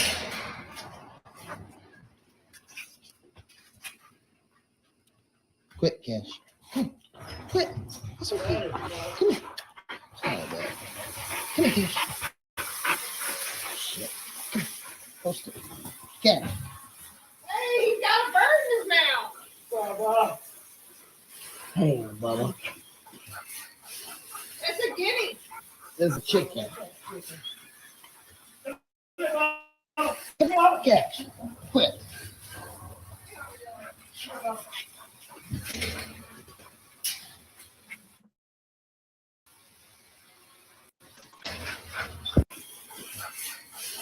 It's a guinea. There's a chicken. Post it. Cash. Shit. Post it. Cash. Hey, he's got a bird in his mouth. Bubba. Hang on, Bubba. It's a guinea. There's a chicken. Come here, Cash. Cash. Quit. Come here, Cash. It's a guinea. There's a chicken. Okay, that kind of sounds like him right there. It's a guinea. There's a chicken. Right there. After he says that's a chicken, and then you can hear somebody else that's obviously not him or the mom say that's a chicken. That does sound like him. I don't know if you guys can hear that or not over the stream. If you go to, I'll pause it. Chicken. If you go to the 32-second mark of the video, and then you hear the voice in the background. Now I can see where that does sound like him. I can definitely see that. Quit. It's okay. Come here. Sorry about that. Come here, Cash. Shit. Come here. Post it. Cash. Hey, he's got a bird in his mouth. Bubba. Hang on, Bubba. It's a guinea. There's a chicken. Yeah, that does sound like him right there. So here, I'll put this again up in chat if you didn't get to catch it before. Here's another link. Definitely check out this one. Go to the 32-second mark and then see what you think. That definitely does. I think that one does sound like him. I'm keeping this video because that was the clearest one I had. All the other ones were so faint. All right. Let me scroll down here. Let me see if we got any newest videos. Okay, let me scroll back to the top because I got newer ones first, older ones last. So we'll go to this one here. 13 News Now. I like playing the locals. New details in a chilling case out of Oregon. Police say attempted murder suspect Benjamin Foster has died of a self-inflicted gunshot wound after evading authorities since last week. We got an update on the case earlier this afternoon saying Foster tortured and beat a woman he met on a dating app. ABC's Rena Roy has the latest. An urgent manhunt coming to an end in police say Benjamin Foster, accused of attempted murder and now murder, died of a self-inflicted gunshot wound after a standoff with officers. Police finding Foster at a crime scene in Grants Pass on Tuesday, where authorities say last week the 36-year-old tortured, beat, and bound a woman identified as Justine Siemens. They discovered Foster buried below the home, injured from a single bullet wound. Not too far away, police also finding 2 people murdered inside a home. Buried below the home. Foster was What? the killer. Authorities had been desperately searching for Foster last week. Police say on Thursday they got close to catching him, but he slipped away. A task force set up with investigators fielding hundreds of tips from around the country. Foster was wanted for attempted murder, kidnapping, and assault charges. While he was on the run, police sounding the alarm, saying he was still active on dating apps to possibly lure other unsuspecting women to attack or help him evade capture. Siemens is currently on life support. In a statement, her family says Wow, she on will life survive support. this. Foster has a prior history of domestic violence, convicted in 2 separate cases of attacking women in Las Vegas in the past 5 years. Wow. One victim managing to escape 2 weeks of captivity with 7 weeks? broken ribs, black eyes, and other injuries. 2 weeks of captivity? I thought this dude used a dating app to go from one location to the next. What?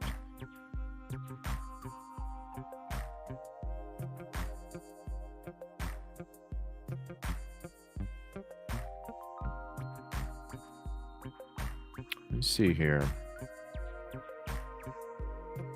That's only 1:18. I know I got a longer video than that. Where's that at? News Nation, 1:22. I could have swore I had a longer one. Here we go. News Nation. How is he out walking Benjamin around? Obadiah Foster was on the run, Uh, having He is deceased now. allegedly left a woman for dead, bound and unconscious, nearly beaten to death. She is on life support tonight, and the police in Grants Pass now believe they may have him surrounded. Let me repeat. Police believe This is an old video, so we're not even gonna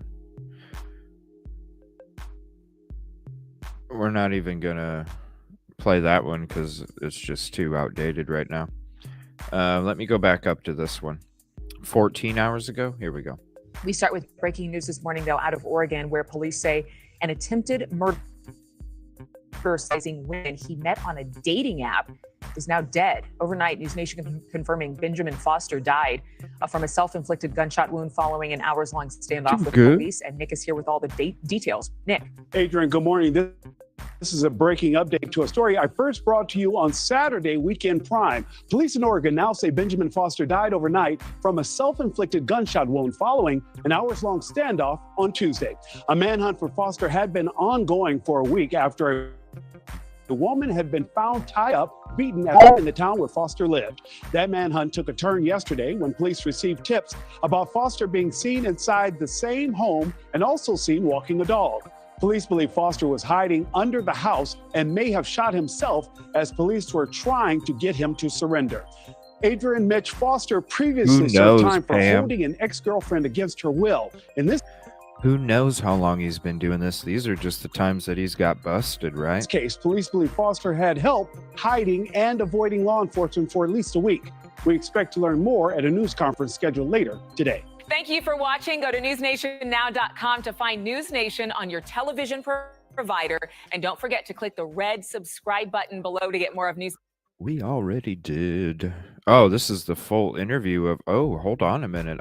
I forgot about this one with a friend on Banfield. the victim in this latest attack. And let's not forget that Benjamin Foster has been convicted twice before of assaulting and attacking women, effectively strangling them to the point of unconsciousness, beating them, domestic violence. the order of a serious felony. And for some unknown reason, he was able to strike a deal and only serve, I think, about 700 some odd days in a jail in Nevada. But now here we are a couple of years later, and the allegations are, just beyond comprehension. The way we've heard it discussed is horrible. The scene where this latest victim was found. Her name, by the way, is Justine Siemens, and she's on life support tonight, as I mentioned. Again, she was found in the same home where they are currently in a standoff with Benjamin Foster. So Benjamin Foster is at her home right now. That's what the police believe, as she is fighting for her life. Hospital was found on Tuesday, tied up, severely beaten, near death. Police saying it was horrific. Police also saying that they think Foster has no intention of returning to prison after what happened on Tuesday. He apparently took off after they found Justine in a 2008 Nissan Sentra, and the SWAT team raided the place where he was, but he got away. The FBI, the U.S. Marshals, led the search for him. And as I mentioned, it brought them right back here today, where they believe they saw him enter this home. Whoa. I'm going to do an interview now with somebody who has to remain anonymous just because of the danger that's involved here. Excuse me. Her name, we're calling her Sylvia. She's on the phone, and she knows not only Justine Siemens, has known her for 20 years, but she also knows Benjamin Foster. Can you hear me, Sylvia? Yes, I can hear you. Wow, she Can knows you update both? me and let me know how Justine's doing? As far as we know, she's still in critical condition. I have heard some talk that she is possibly responsive, but I haven't been able to completely confirm that. But last I knew, she was still in critical condition at the hospital. Sylvia, we're seeing pictures of Justine, of your friend right now. Can you give me any indication of how she knew Benjamin Foster and what kind of a relationship she was in with him, and how that relationship was forged? As far as anybody knows, it was a very new, I wouldn't say relationship. They had a working relationship, as well as had just recently started spending a little bit more time with each other. But as far as relationship or dating or anything like that, I wouldn't say that would be accurate. And there's a picture of her that we just showed with a little child. Does she have a child, a small child? No. Huh? Okay. And when you said that a working relationship, Sylvia, does that mean they worked in a bar? I had seen reports that Ben Foster was, or maybe still is at some point, a bartender. They had at one point worked together. They did. What? And can you tell me a little bit about Justine? She certainly looks like she's extraordinarily fit, like a bodybuilder. She does not look like she's, somebody who would be weak, that she would have some way of perhaps, defending herself or fighting him off in whatever happened, whatever he did allegedly on Tuesday of last week. Yeah, Justine, she was a competitive bodybuilder, some time ago. She's a smart and charismatic woman. She's the last person you could think that something like this would happen to. You could say there's a point where she could have defended herself without knowing the situation and the severity to which Benjamin snapped. It's hard to say because we don't know what position she was in to begin with, or what he could have done to possibly subdue her. Wow. So the family, Justine's family, has released this statement. I'm just going to read it.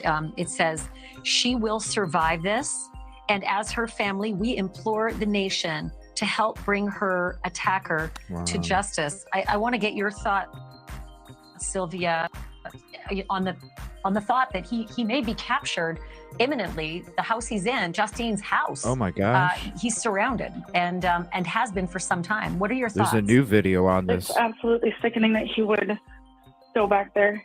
If he's caught, when he's caught, thank goodness that he was brazen enough to do something like that, which helped him be brought you know, he can be brought to justice for Justine, and being able to get him taken into custody would be incredible. But that's just where things start. That's just step Can one. I ask?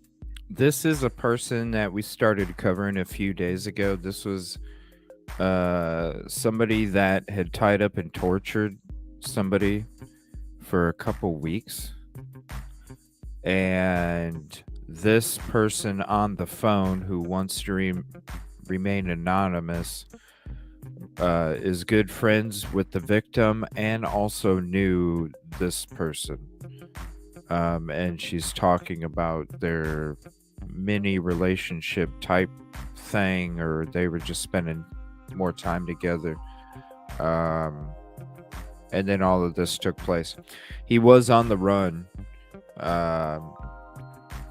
The Ellie was looking for him, and then they found him back at her house, and had a standoff, and he took his own.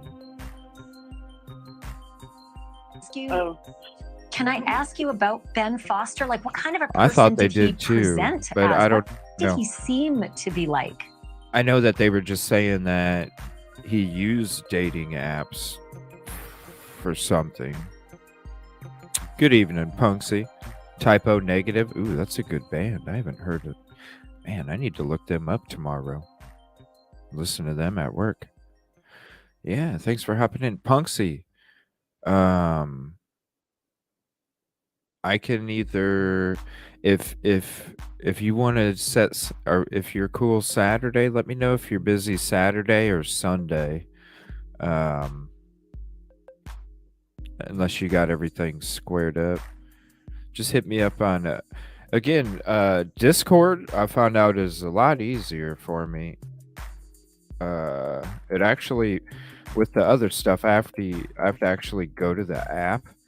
But with Discord, it just shows up like a text message. So add me on Discord. Hit me up on Discord.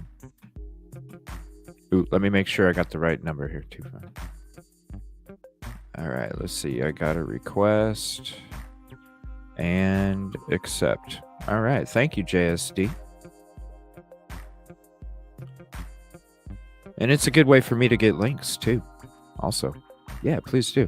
It's a good way for me to get links too, because it actually gives me a notification while I'm live on the show. Nothing else gives me a notification. I actually have to go look for it. But yeah, same thing. I was at work today, and it was like popped up just like a text or whatever. All right, so let's finish watching this here, and then I am gonna get into some Alec Baldwin in a minute. I'm gonna see what else I have on this guy. Ben was a very quiet person. He always had something going on behind his eyes. You could tell he would be very quiet, but taking in everything around him. A lot of people thought that he would be mean or angry because of his demeanor or his attitude, but it just was, he was very quiet and had kind of like just, you could always tell the wheels were turning, and it was just a slow progression. Huh. Did he have a temper of any kind that you ever saw? Any kind of red flags about the behavior that he had certainly exhibited in Nevada that put him... Look at all those different, I mean, like a chameleon. Every one of them looks fucking different. Behind bars for, you know, just extraordinarily violent assaults against two different women. No, that was one thing you could always tell if he was upset, but it's almost like he was holding everything in and then would take space. How was the Good town night, reacting? Kitty. I'm assuming this is a fairly small community. And then just to know that this manhunt may be coming to an end right now with this man who I presume may have known a few people as a bartender. Tensions have been really high this last week. Not only is everybody concerned for Justine and her health and well-being, even small children are concerned, saying, "Oh, is this guy gonna show up at our house?" The whole community is like upset doesn't even cover the energy that's been going on in our community. And I know that part of the reason I can't use your name right now is that you're in fear of your life because of this person. It's a very big concern because of my history with him, and because it's such a small community, I don't really, I didn't want him to be out there and possibly put me or my life in jeopardy as well. What do you hope happens tonight and then after tonight, Sylvia? In reference to Ben, I don't think I would be able to say on air what I would like to happen. But Sylvia, justice for Justine is what we can ask for right now, and her full rate and being able to come home to everybody who loves her and cares about her, as well as getting it out there that this man used dating apps to possibly find somebody else. And there's a lot of different things we can take away. Justine making a full recovery is what we really want to see right now. Sylvia, I can't thank you enough for helping us to, really bring her into the center of this story. This story is about her now as she struggles to survive what happened to her, and then hopefully see justice that is playing out possibly as we speak. Sylvia, thank you, and please, if you're able to, please pass on our thoughts and our prayers to Justine and her family. Absolutely. Thank you. Wow. Yep. Here, I'll type it in again.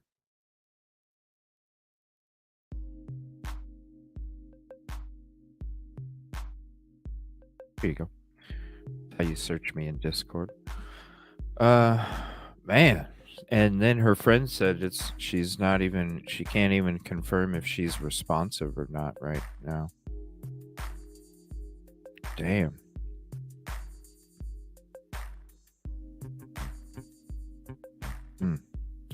So sad. All right. Some of these we'll get into tomorrow. We already went through. Let me see. I am going to go into maybe that Alec Baldwin stuff tomorrow, because that is like 10 minutes long. You know what, though? It is Scott Reich. Let's watch him anyway. We're going to put him back in there.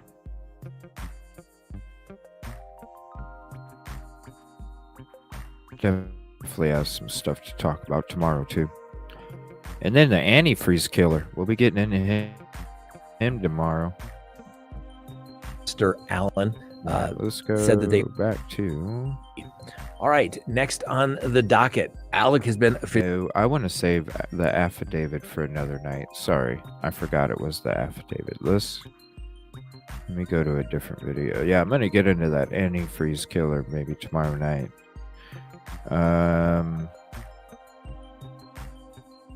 Let me clean up some of this. Photos, doctor. Let's see here. Video evidence. Okay, last text to his wife. Antifreeze. Okay, court TV. I love me some court TV. So let's put that in chat. He was found guilty again. That's what I heard. I don't know anything about it. Never heard of it. I've been seeing it pop up on my breaking news the last month or so, but it was always a really long video.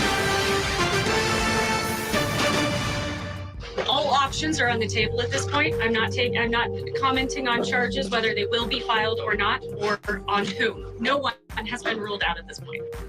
We've known in the department since January that Alec would not be charged with a crime. Once we read through everything and researched the case law and the law here in New Mexico, we realized that we believe that there was probable cause to charge Alec Baldwin with involuntary manslaughter. Alec Baldwin has been charged involuntary manslaughter, but because of the use of a gun, he's facing a mandatory 5 years in prison. Look that up. This one is now one of the big ones on our docket here at Court TV. Ted Rollins has the story. 911, what's the location of your emergency? We need an ambulance out at Bonanza Creek Branch right now. We've got 2 people shot on him of that accidentally. That now know is Rust, and its star and executive producer, the actor was rehearsing a scene in this chapel when a live round was discharged from the gun he was using. Helena, deep breath, Helena. The shot struck cinematographer Helena Hutchins. I got it through and through on her. You want air flight? Yeah, we got one in route. Okay. Joel Souza, a director, was injured but recovered. One female shot in the chest, male shot in the stomach. Hutchins was pronounced dead at the hospital. Alec Baldwin is here. Script supervisor Mamie Elizabeth Mitchell walks police through what she saw. The camera is here with our operator. Elena is here, crouching down. The dolly grip is here. He's the guy that moves the camera. He's there. My director is squatted down here. And all of a sudden, the gunshots. And it was really loud. I hear Joel moan, oh my God. And I look over at Joel, and he's down. He's so down. Oh. And then I look. Yeah, I will, she's Pam. Moaning. For She's sure. down. And then we all went out. We all got out. That was awful. Yeah.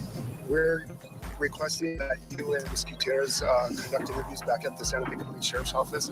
Alec Baldwin was interviewed by police a few hours after the shooting. They take the gun out, and then they take the gun, as it clear, the barrel clears the gun over here. I turn and cock the gun goes off. It's supposed to be a cold gun. Nothing. No flash charges, nothing. Police also interviewed Hannah Gutierrez Reed, who served as the armorer on the film and was responsible for props, including the gun used by Alec Baldwin. We want to interview you and him just to eliminate all possibilities that there was a crime involved or any of that stuff, okay? Gutierrez Reed told police that the prop guns were armed with dummy ammunition. But she examined the gun after the shooting. She noticed something different about the bullet that had been discharged. I opened it and checked it. They all had rings and they all had holes, and I don't understand. That was enough.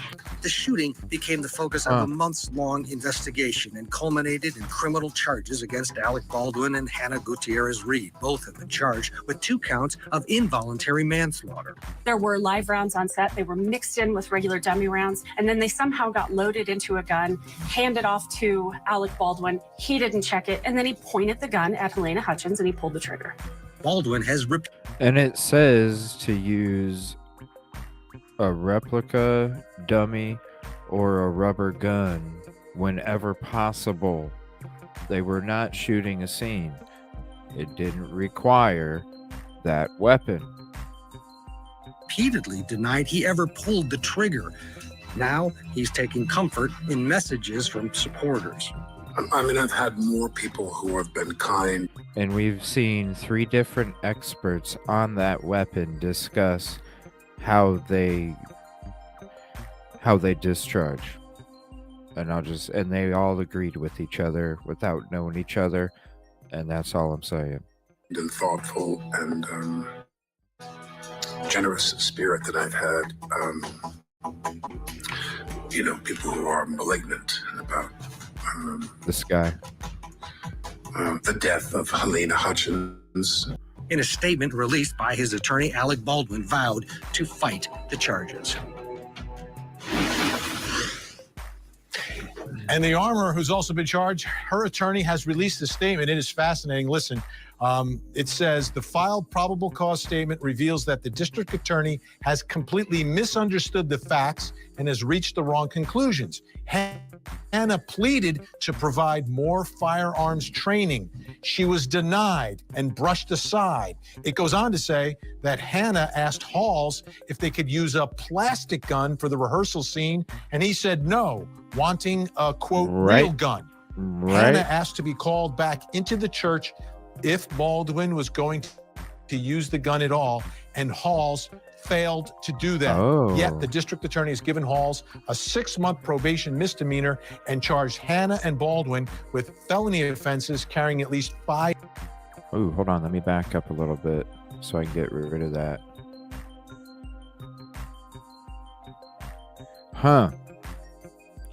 The filed probable cause statement reveals that the district attorney has completely misunderstood the facts and has reached the wrong conclusions. Hannah pleaded to provide more firearms training. We heard about the reports. She was denied and brushed aside. Hannah asked to be able to perform her armorer duties more for safety reasons. She was told by production to focus on props. Hannah asked Halls if they could use a plastic gun for the rehearsal scene, and he said no, wanting a real gun. Hannah asked to be called back into the church if Baldwin was going to use the gun at all, and Halls failed to do that. Yet the district attorney has given Halls the tragedy of this. Had Hannah just been called back into the church by Halls, she would have performed the inspection and prevented we will fight. Okay, this is what... Good night, SRB.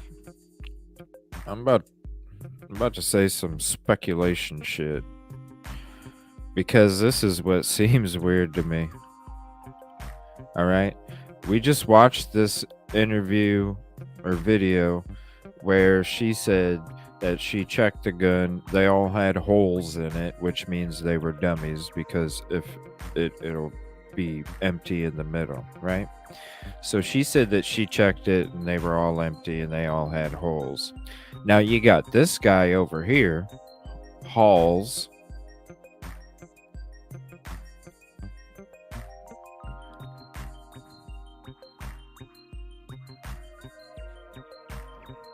asked Halls if they could use a plastic gun for the rehearsal scene, and he said no, wanting a real gun. Okay, why? Then she also asked him to come get her if he was going to use the gun, and he didn't. So who said that this guy didn't take the fucking bullet that was going to be in the fucking chamber? Who says this guy didn't load the fucking gun, want the real gun, because he wanted to put the real fucking bullet in the real fucking gun so some shit would pop off? You never know. That just seems very odd. Why would somebody, when it's protocol, why would you say no to a plastic gun?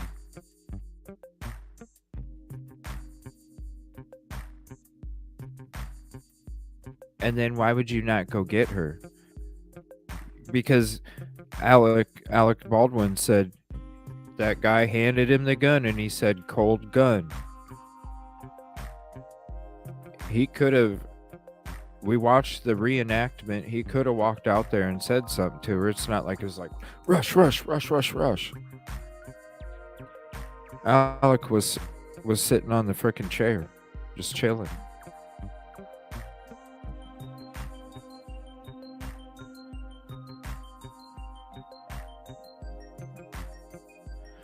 I don't know.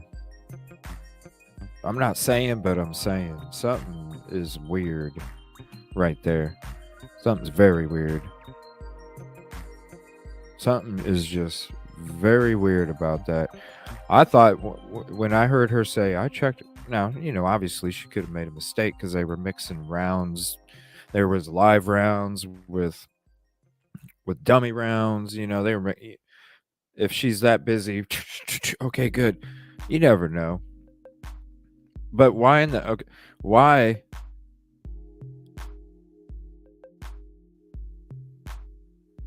And if she wanted him to get hey, come get me if he's going to use it because I would like to check it again. Why not? Why say no? We're using a real gun, and then not even go get her. It's like he was going. He was. I don't know. It just seems weird. And then he's getting 6-month probation, misdemeanor, because he's working with somebody. Maybe. I don't know. Is that normal? 6-month probation, misdemeanor for what he handed Alec Baldwin the gun? Said it was cold. So how is he getting 6-month probation? And these two are facing 5. Probation, misdemeanor. What? I don't know. Something just really weird about that one.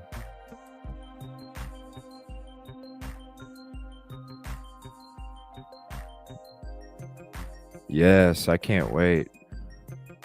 I can't wait for the baby pics tomorrow.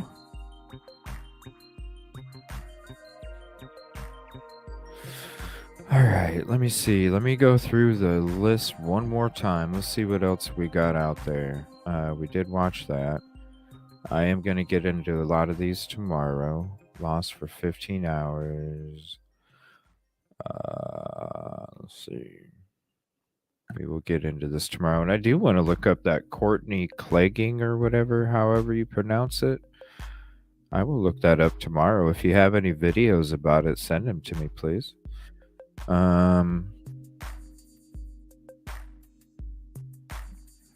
Okay, we did watch the full interview there. Excuse me. We did find out about that. Let me see here. You know what? We did cover some Delphi, Logan's party, fight for Graceland. Oh, if anybody has that Nancy Grace, I know. It's so exciting, Pam. If anybody has that Nancy Grace, Murdaugh Family Murders, a timeline from Nancy Grace, if anybody has a video for that.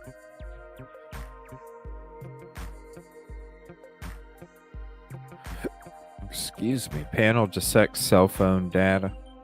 I thought we watched that already. I did want to watch this. Analyzing. You know what? I am going to end the show with this one. The body language. I did want to watch that one for sure. Baby blessings. Oh, yeah. Yeah, we're going to check out this video real quick, and then we'll go ahead and end it for the evening. And, you know, I'll be back tomorrow. Let me see here. I love my Court TV. Analyzing the body language. Thank you, everybody, for being here tonight. Whoa. Forgot this is always loud, I think. Yeah, thank you, everybody, for being here tonight. What were a couple of the things that you noticed that stuck out to you when physically observing Mr. Murdaugh and how he was either behaving or what he was doing? Again, I mean, he was emotional. Distress on his face. I didn't see him cry. Not everyone cries. I don't have an issue with that. There were times that when we got to certain places or asked certain questions that you could see a slight demeanor change or body language shift.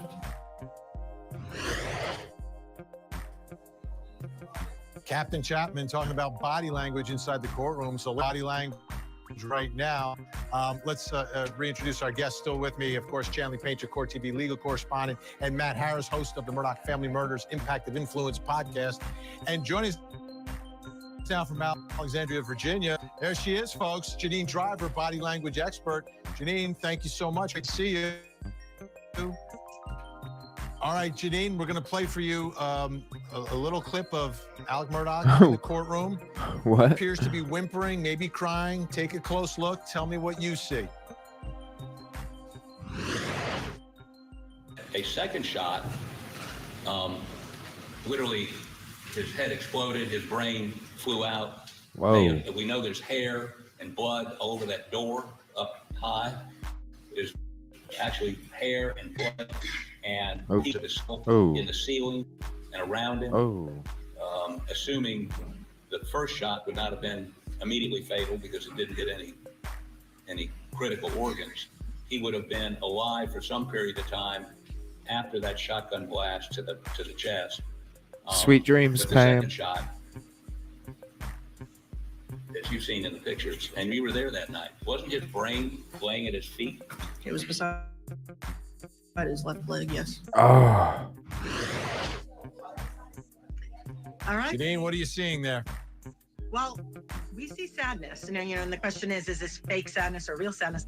In my expert opinion, training the FBI, CIA for over 2 decades, I think it is real sadness. Now, is it that he did it? Is it because he's sad that his son is dead? We don't know what the catalyst is, but we definitely see there's sadness here, and here's why. There's a reason why we have an ear, nose, and throat doctor, because they're all connected. So you see him doing these deep swallows, you see the tears coming, which could be fake. I could fake cry now, but the inner tension here in the inner eyebrows and the forehead, along with the deep swallows, indicate to me, and you almost see this like labored breathing. But here's the interesting thing, Vinny, is this head nodding, yes, and this slight rocking back and forth, okay? This is something the average person might not pick up on in particular. So this is what it means. We nod in cadence to when we agree with something, but we nod in cadence when we disagree with something when we also purse our lips. So if I was like, yeah, Vinny, yeah, right? And I'm pursing my lips, that's a disagreement. But here, he's nodding along. We see this sadness, and we see this little going back and forth. This is what's called a little advancing and retreating. This is consequences. This is leaning into the future. What are going to be the consequences to my actions in the past? And so if you're ever in a meeting and you see someone leaning forward and back a lot, just in an everyday meeting of business, know these people, the best way to sell to them is to talk about the consequences. Their actions will take now, how it's going to influence the future. So he's thinking about the future here and the past of being connected and their sadness. Interesting. And they absolutely are. It's a murder trial. I mean, the past is the double murder. The future is the verdict that's coming up that will determine the rest of his life and his legacy. Chanley, how was he in court today? I didn't see as much emotion today, but the rocking was there. And it seems to be at times when it's talking about the condition of Paul's body and Maggie's body, when he does really seem to break down, Vinny. That's been very, very consistent. So let's take a listen now to more of an interview that Alec Murdaugh did. This is from his first interview. Let's watch it. And Janine, tell us what you see. Here we go. Thank you, Pam. I appreciate it. I ran over to Maggie. And, actually, I think I tried to turn Paul over first. I tried to turn him over, and I don't know. I figured it out. His cell phone popped out of his pocket. I started to try to do something with it, thinking maybe, but then I put it back down really quickly. Then I went to my wife, and I could see.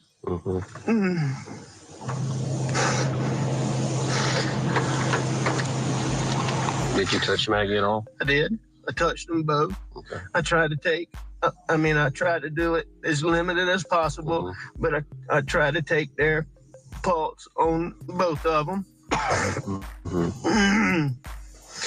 And, I called 911 pretty much right away, and she was very good.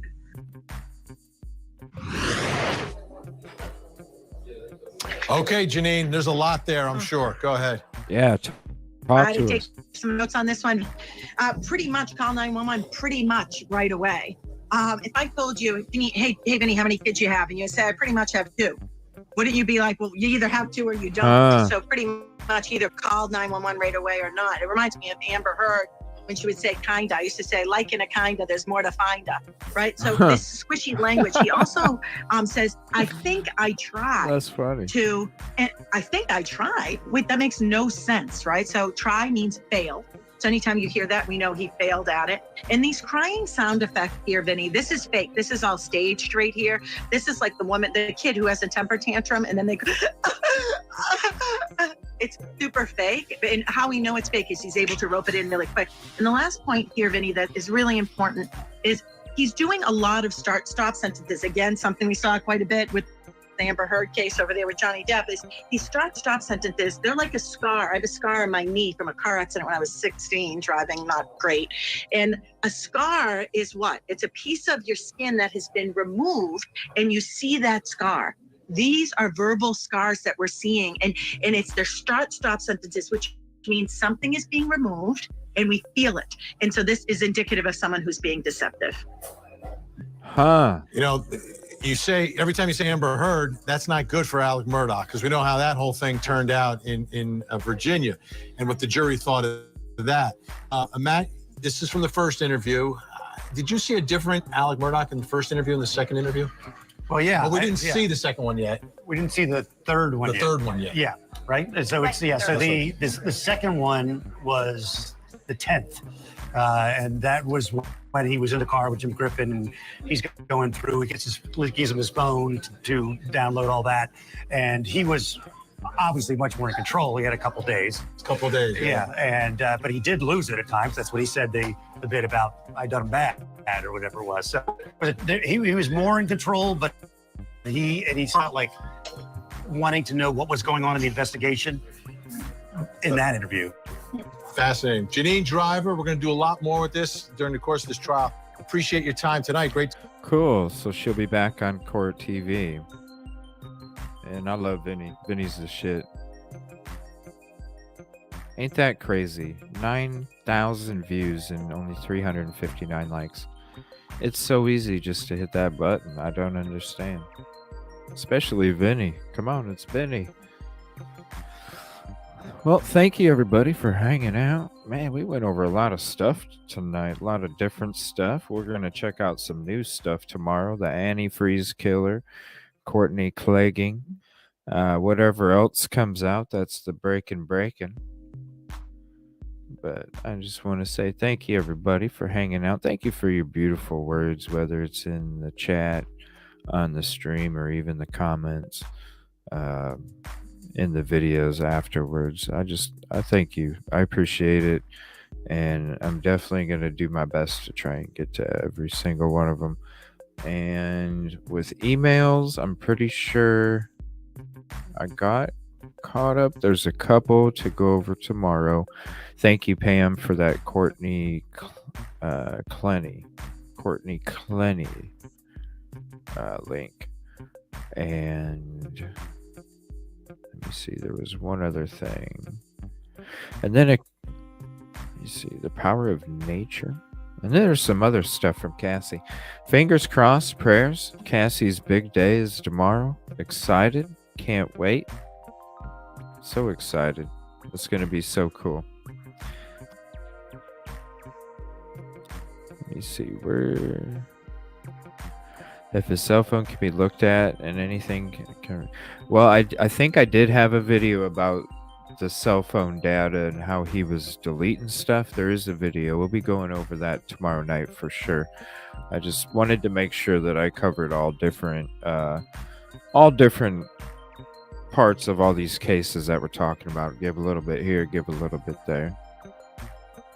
Thank you so much. I appreciate it, Mac.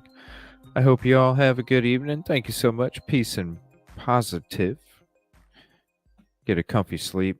Stay safe out there, please. This ice storm is still popping off. We watched Ryan Hall in the beginning of the show, especially in the Texas, Alabama, in that region, with all them crazy ass storms. Please be safe. Stay warm. I'll see you guys tomorrow night. I appreciate you guys so much, and thank you.